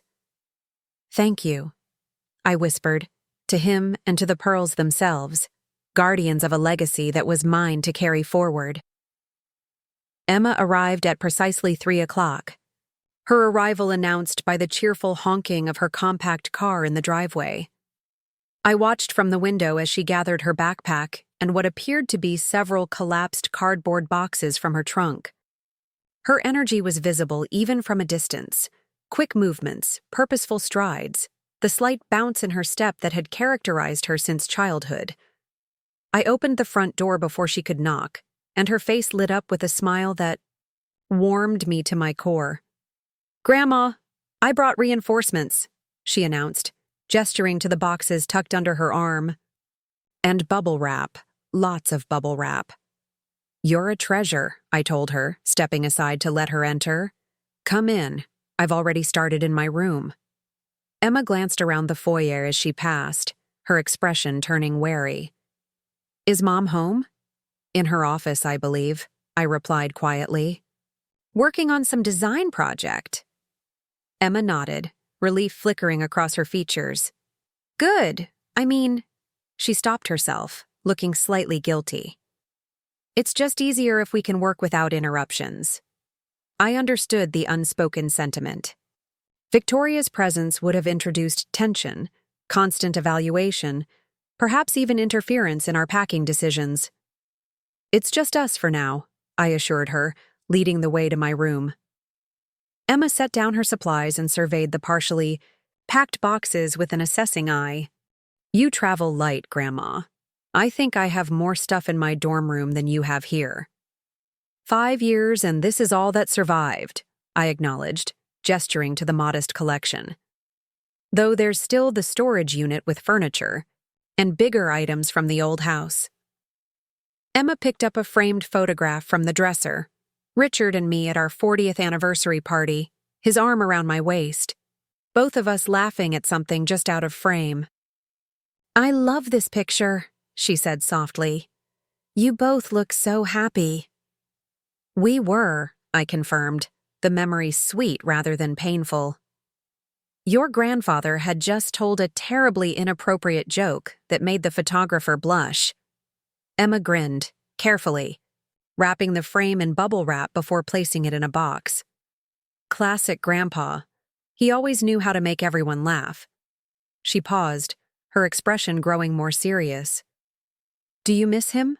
Still, I mean." I considered the question, appreciating its directness. "Every day," I admitted, "but differently now than at first. The missing has softened, I suppose. It's become part of who I am rather than a sharp pain that stops me in my tracks." She nodded thoughtfully, selecting another item to wrap. "I think about him sometimes when I'm struggling with a tough assignment or decision.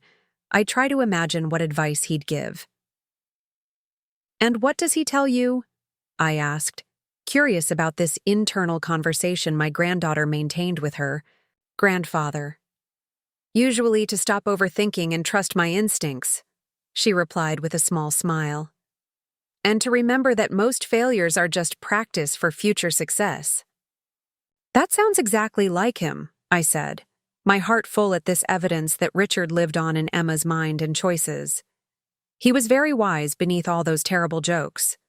We worked companionably for the next hour, Emma asking questions about various objects as we packed them, each item unlocking stories I hadn't shared in years. The silver thimble that had belonged to my grandmother, the watercolor Richard had painted on our honeymoon, the carved wooden box where I kept pressed flowers from significant occasions, each held meaning that Emma absorbed with genuine interest.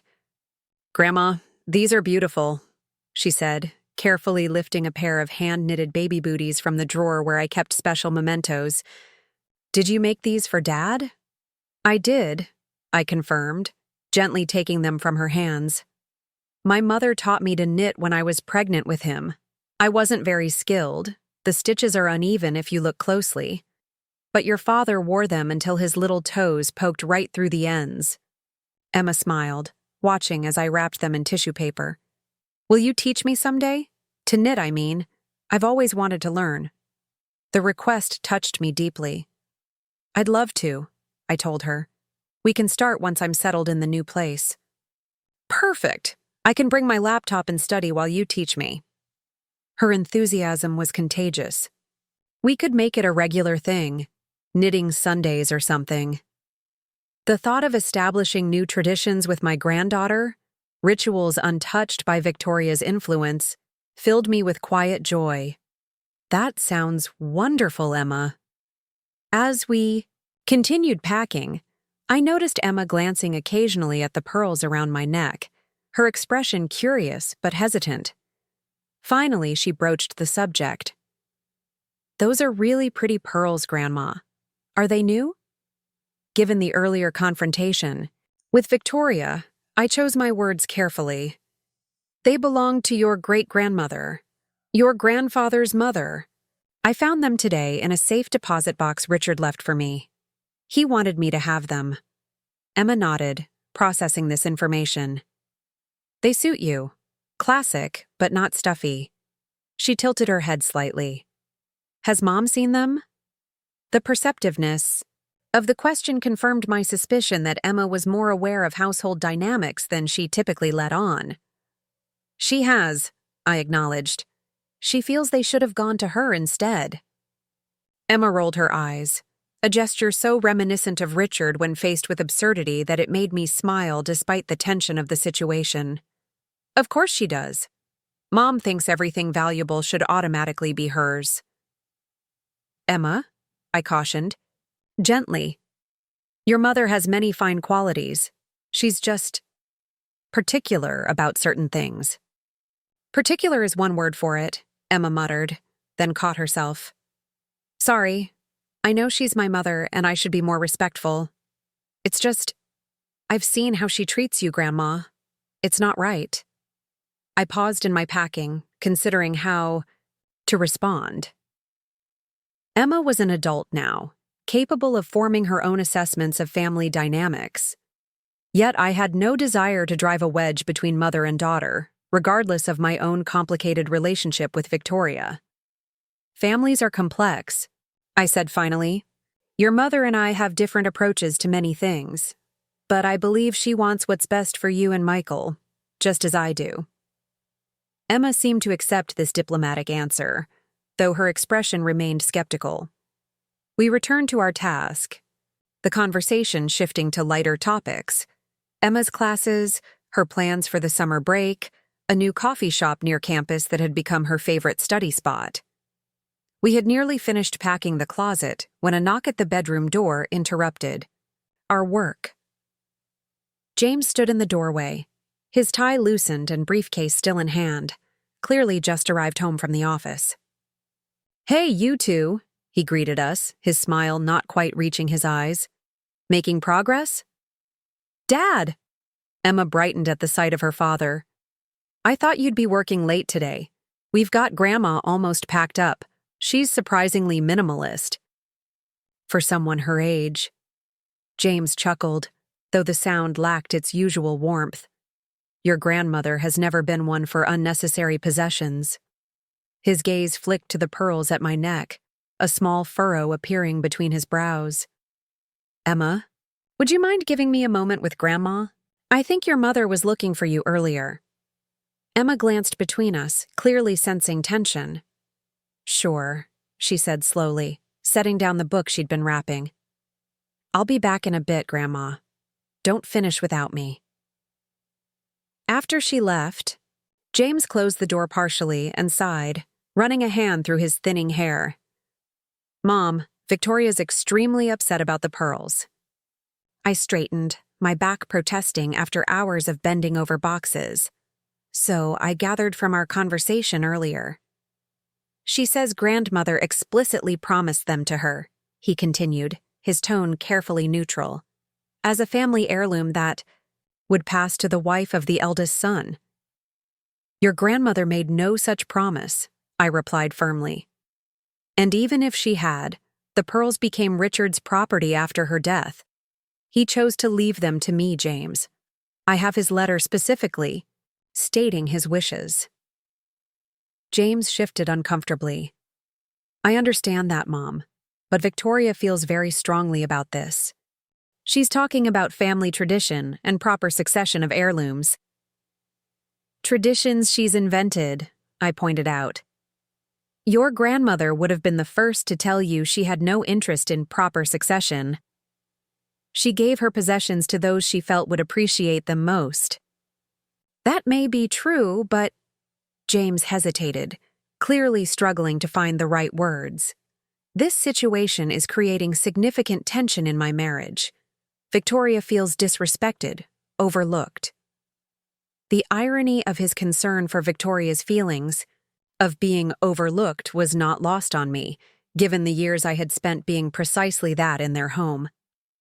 But I kept this observation to myself, focusing instead on the core issue. I'm sorry for any strain this is causing, James. Truly. But these pearls were Richard's final gift to me, mentioned specifically in a letter I read just this morning. Surely you can understand why they hold special significance. James's expression flickered with conflicting emotions, understanding, frustration, the discomfort of being caught between his wife's demands and his mother's refusal. I do understand, Mom, but I'm asking you to consider the bigger picture. Family harmony, maintaining relationships. Would you ask Victoria to give up something her mother had specifically left to her? I asked quietly. Something with deep personal meaning? He didn't answer immediately, which was answer enough. It's different, he finally said. The pearls are a Patterson family heirloom. And I am a Patterson, I reminded him gently. I have been for 50 years, James. These pearls aren't just jewelry to me. They're a connection to Richard, to his mother, to the family we built together. James looked away, his discomfort palpable. After a long moment, he nodded slightly. I'll try to explain it to Victoria again, but I can't promise she'll understand. I don't expect you to make promises on her behalf, I said. I only ask that you respect my decision about something that is rightfully mine. He seemed about to say more, then checked himself. I should let you get back to packing. Do you need help with anything? Emma has been wonderful, I assured him. And I understand the moving truck is scheduled for Saturday morning? Yes, 9 o'clock, he confirmed. I've arranged for professional movers to handle everything. They'll go to the storage unit first, then come here for your boxes. Thank you, I said sincerely. That's very thoughtful. An awkward silence fell between us, heavy with unspoken tensions. Finally, James cleared his throat. I should check in with Victoria. Will you join us for dinner tonight? The invitation seemed perfunctory, his tone suggesting he expected, perhaps hoped, I would decline. Not tonight, I said, sparing him the discomfort of a tense family meal. Emma and I still have quite a bit to do here, and I'm rather tired. I think I'll have something simple in my room later. Relief flickered across his features. Of course, you've had a busy day. I'll let you rest. After he left, I sat on the edge of the bed, suddenly weary beyond the physical exertion of packing. The conversation with James had clarified something I'd suspected, but hadn't fully acknowledged. In the conflict between Victoria's wishes and mine, James would ultimately side with his wife. He might express understanding of my position, might even advocate for me behind closed doors. But when pressed, his loyalty lay with the family he had created, rather than the one he had come from. I couldn't fault him for this choice. It was natural, perhaps even necessary for his marriage to function. But the recognition still stung, a reminder that my place in the family hierarchy had fundamentally shifted with Richard's passing. Emma returned a few minutes later, her expression clouded. Dad asked me to help Mom with something in the dining room, she explained, resuming her spot beside the half-packed box. But I told her I promised to finish helping you first. I smiled at my granddaughter's loyalty. You didn't have to do that, Emma. I would have understood. She shrugged, wrapping another book with careful precision. I wanted to. Besides, Mom doesn't really need help. She just wanted to talk about some fundraiser she's planning and thought I might volunteer. Emma made a face. Stuffing envelopes is not how I want to spend my weekend. Fundraisers can be important work, I pointed out, ever mindful of not undermining Victoria in her daughter's eyes. I know, Emma conceded, but Mom only involves me when she wants to show off to her friends that her daughter is at Oakwood Heights Community College. It's all about appearances. The assessment was sharper than I expected from Emma, who typically maintained a diplomatic front regarding her mother's motivations. That seems a bit harsh, I suggested gently. Emma sighed, securing the box with tape before reaching for an empty one. Maybe? But I'm old enough now to see patterns, Grandma. How Mom presents herself to different people, how she values things based on how they reflect on her. She glanced toward the door, lowering her voice slightly. The way she treated you all these years, it wasn't right. And now that you're suddenly financially independent, she's changing her approach. It's also calculated. I didn't immediately disagree, struck by Emma's perceptiveness. My granddaughter had always been observant, but her time away at college seemed to have sharpened her ability to analyze family dynamics with uncomfortable accuracy. People are complex, I said finally. We all have our inconsistencies, our moments of pettiness alongside our capacity for generosity. Your mother included. Emma nodded, accepting this nuanced view. I know, and I do love her, obviously. She trailed off, focusing intently on folding a sweater. I don't want to be like that. I don't want to treat people differently based on what they can do for me, or what they own, or how they make me look to others. I don't think you ever could be, I assured her, touched by her concern. You have too much of your grandfather. In you, his integrity, his ability to see people for who they truly are. This seemed to comfort her, and we continued our work in companionable silence for a while. As the afternoon light began to fade, turning the room golden with approaching evening, we had nearly finished the packing. Only a few personal items remained out, things I would need over the next day or two before the move. Emma's phone chimed with a text message. She checked it quickly, then grimaced. Dad says dinner's almost ready and Mom is expecting me to join them.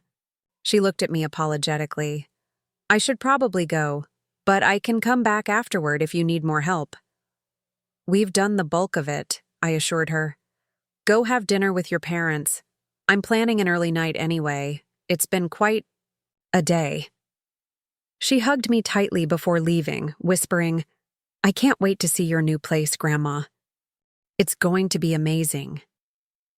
After Emma left, I surveyed the neatly packed boxes stacked against the wall. My entire life in this house, 5 years of experiences, memories, possessions, reduced to a half-dozen cardboard containers. There was something both melancholy and liberating about the sight. I decided to take a walk before dinner, needing fresh air and movement after hours of packing. The evening was mild, the neighborhood quiet as residents retreated indoors for their evening routines. I followed the familiar path through the development, noting details I had walked past hundreds of times. The crooked mailbox at number 47, the elaborate bird feeder installation at the Johnsons' house, the crack in the sidewalk that bloomed with persistent dandelions each spring. Soon, this would no longer be my daily landscape. I would learn new routes, notice different details, establish fresh patterns in a home that truly belonged to me. The thought was exhilarating rather than frightening. A new chapter opening just when I had assumed the narrative of my life was winding down. I returned to the house as dusk settled over Cedar Avenue.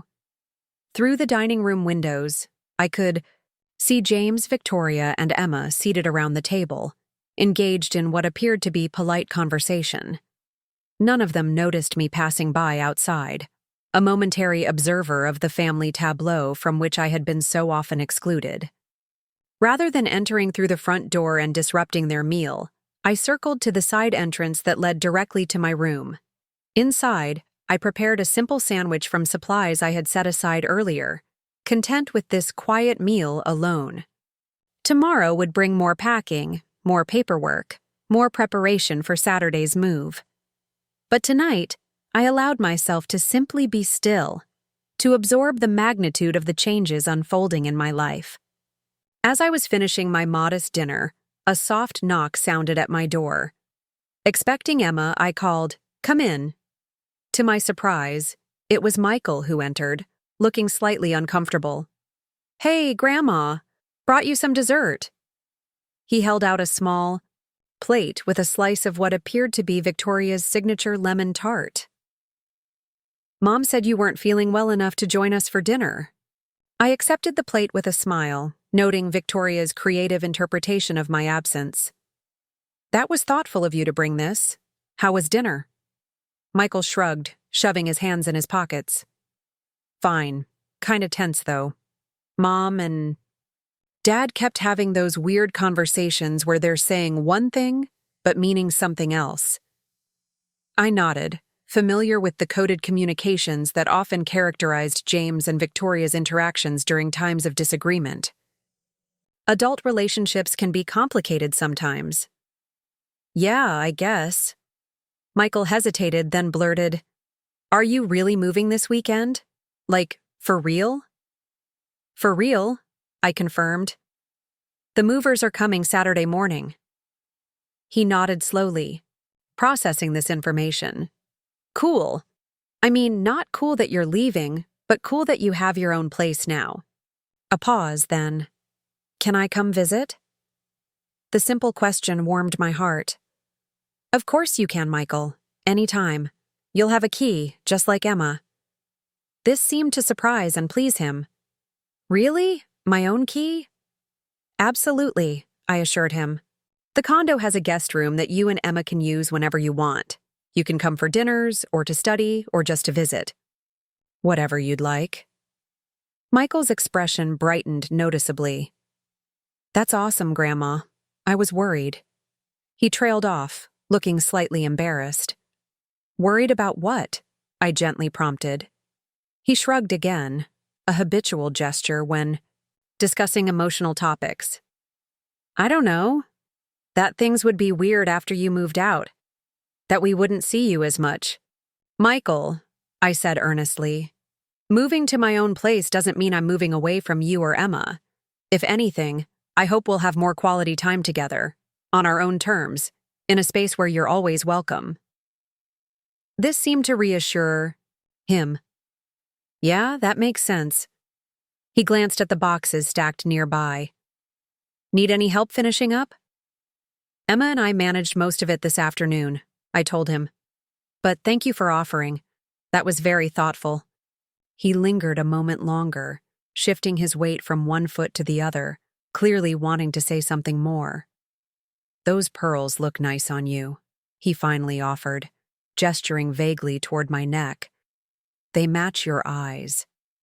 The observation, so unexpected from a teenage boy, touched me deeply. "Thank you, Michael. They belong to your great-grandmother." "Cool," he said again, apparently having exhausted his vocabulary for emotional moments. "Well, I should probably get back. Got homework and stuff." "Of course," I replied, recognizing his need for a graceful exit. "Thank you for the dessert." "And Michael?" I added as he turned to leave. "I'm very proud of the young man you're becoming." A flush crept up his neck, but he smiled, clearly pleased. "Thanks, Grandma. Night." After he left, I savored the lemon tart, appreciating the irony that Victoria had sent me a dessert while simultaneously explaining my absence as being unwell. The gesture contained layers of meaning, an olive branch perhaps, or simply a performance of proper hospitality for the children's benefit. As the evening deepened toward night, I prepared for bed, removing the pearls and placing them carefully in their velvet pouch. Tomorrow would bring another day of transition, another step toward my new life. The pearls would come with me, a tangible connection to Richard and the life we had shared, but also a symbol of my reclaimed independence. I fell asleep easily that night, no longer troubled by the uncertainties that had plagued me for years. In my dreams, I walked through the rooms of my new condo, each space filled with light and possibility. Richard was there too, not as a ghost or a visitation, but as a presence woven into the fabric of the home we had both, in different ways, created for me. Morning arrived with pale sunlight filtering through the curtains and the distant sounds of the household stirring to life. I rose early, eager to continue the preparations for my move. After dressing, I retrieved the pearls from their pouch and fastened them around my neck once more, drawing strength from their familiar weight. When I emerged from my room, the house was quiet despite the hour. James typically left early for the office, and Victoria had a standing breakfast meeting with her interior design clients on Fridays. The kitchen was empty, a half-empty pot of coffee the only evidence that anyone had been there. I poured myself a cup, appreciating the rare opportunity to enjoy the morning in solitude. Through the kitchen window, I could see the garden Victoria maintained with meticulous precision. Every plant placed for maximum visual impact, no bloom allowed to fade past its prime, no leaf permitted to mar the calculated perfection. In my new home, I decided, I would have plants that grew with more freedom. Perhaps a small herb garden on the balcony, lavender and rosemary and mint mingling in cheerful profusion. Window boxes with flowers chosen for their scent rather than their symmetry. Life, in all its beautiful imperfection. The sound of footsteps interrupted my musings. Victoria entered the kitchen, impeccably dressed in a tailored suit, her expression betraying momentary surprise at finding me there. "Eleanor," she greeted me, her tone carefully neutral. "You're up early." "Good morning, Victoria," I replied, sipping my coffee. "Yes, I wanted to get an early start. The movers will be here tomorrow." She nodded, busying herself with filling a travel mug with the remaining coffee. James mentioned that. "The truck is scheduled for 9, I believe." "That's right." I watched as she added precisely 1 teaspoon of sugar to her coffee, stirring it with the practiced efficiency that characterized all her movements. A moment of silence stretched between us, taut with unspoken tensions. Finally, Victoria spoke again, her gaze pointedly avoiding the pearls at my neck. "I've arranged for the housekeeper to give your room a thorough cleaning after you leave. The interior designer is coming Monday to discuss converting the space to a home office." The swiftness with which she planned to erase my presence might have hurt once. Now it seemed merely predictable. "That sounds practical," I said mildly. "The light in that room is excellent for a workspace." Victoria seemed slightly taken aback by my equanimity. "Yes, it is," she agreed, securing the lid on her travel mug. "Well, I should be going. My clients are waiting." I nodded, offering no resistance to her departure. "Have a good day, Victoria." She paused at the door, turning back with an expression I couldn't quite interpret, something between frustration and reluctant respect. "Eleanor, about the pearls." "Yes?" I prompted when she didn't immediately continue. Victoria pressed her lips together, clearly struggling with whatever she had intended to say. "Nothing," she finally decided. "It doesn't matter now." After she left, I remained at the window, watching as her car backed out of the driveway and disappeared down Cedar Avenue. Whatever peace Victoria and I might eventually establish would come slowly, if at all. Too much history lay between us, too many small cruelties and calculated exclusions on her part, too much resentment and hurt on mine. Yet as I touched the pearls at my neck, I felt no bitterness toward her. Victoria was who she was, a woman who built her identity around control and appearances, who measured her worth by the perfection of her environment and the deference of those within it. Her treatment of me had been unkind, certainly, but perhaps inevitable, given who we both were. I had survived those 5 years of gradual erasure, of meals eaten alone in the kitchen while family gathered without me, of holidays where my traditions were set aside, of photos where my presence was cropped out. More than survived, I emerged with a clearer sense of my own worth, no longer dependent on others' validation or approval. Richard's final gift had not been simply financial security or even the physical freedom of my own home. It had been the opportunity to reclaim myself, to remember the woman I had been before grief and dependence had diminished me. The Eleanor who ate alone in the kitchen had been a shadow of myself, accommodating to the point of invisibility, grateful for scraps of inclusion, afraid to assert my own needs or desires. That Eleanor was gone now, transformed not by Richard's money, but by my own determination to live authentically for whatever years remained to me. The pearls around my neck were more than jewelry, more than a connection to the past. They were a talisman for this new chapter, a reminder that I was worthy of beauty, of value, of place. Tomorrow the movers would come. Tomorrow I would leave this house where I had been gradually diminished, gradually erased. Tomorrow, my new life would truly begin. In a home of my own, on terms of my own choosing, with the freedom to be fully myself once more. For now, though, there was work to be done, final items to pack, arrangements to confirm, a lifetime of subtle accommodation to gently but firmly set aside. I finished my coffee, rinsed the cup, and returned to my room, ready to complete the transition from unwelcome guest to woman of independent means.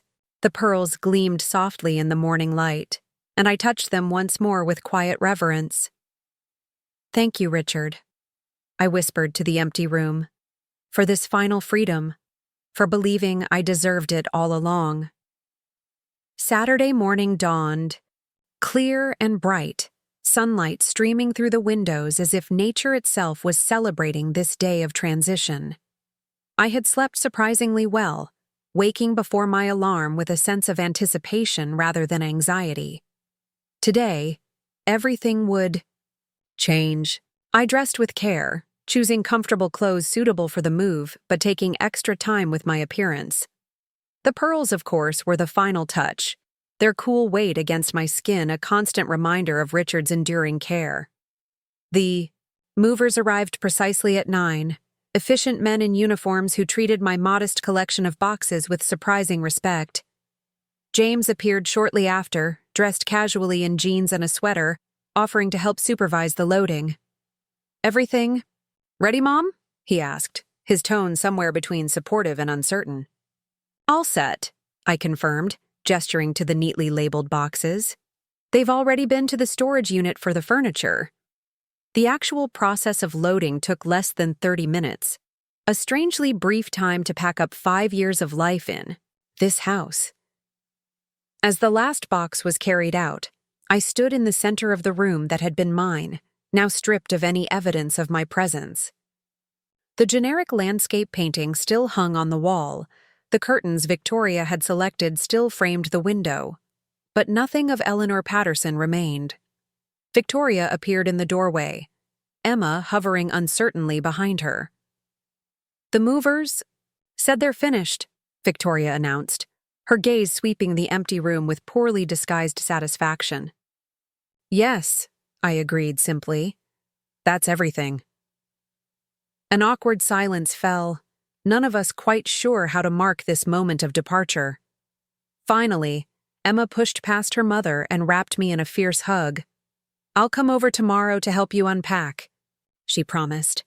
"We can have lunch at that cafe across from the park." "I'd like that," I told her, returning the embrace. Michael appeared next, hands shoved in his pockets in typical teenage fashion. "The truck's all loaded, Grandma. The guys said they're ready when you are." I nodded, suddenly feeling the weight of the moment. This house, for all its complications and tensions, had been my home for 5 years.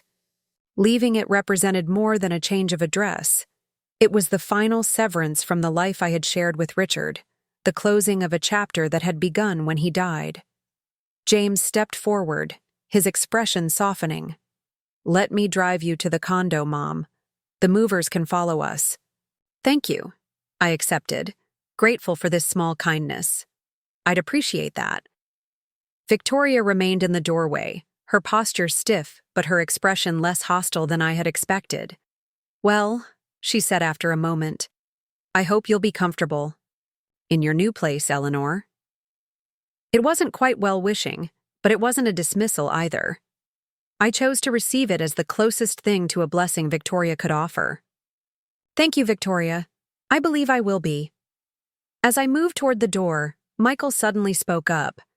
"Wait, shouldn't we take a picture or something? You know, to mark the occasion?"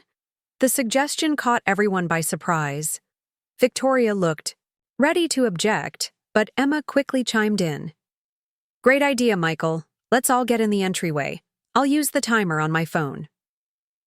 Before Victoria could formulate a protest, we were arranged in the foyer, James and Michael on either side of me, Emma setting up her phone on a side table before darting back to join us.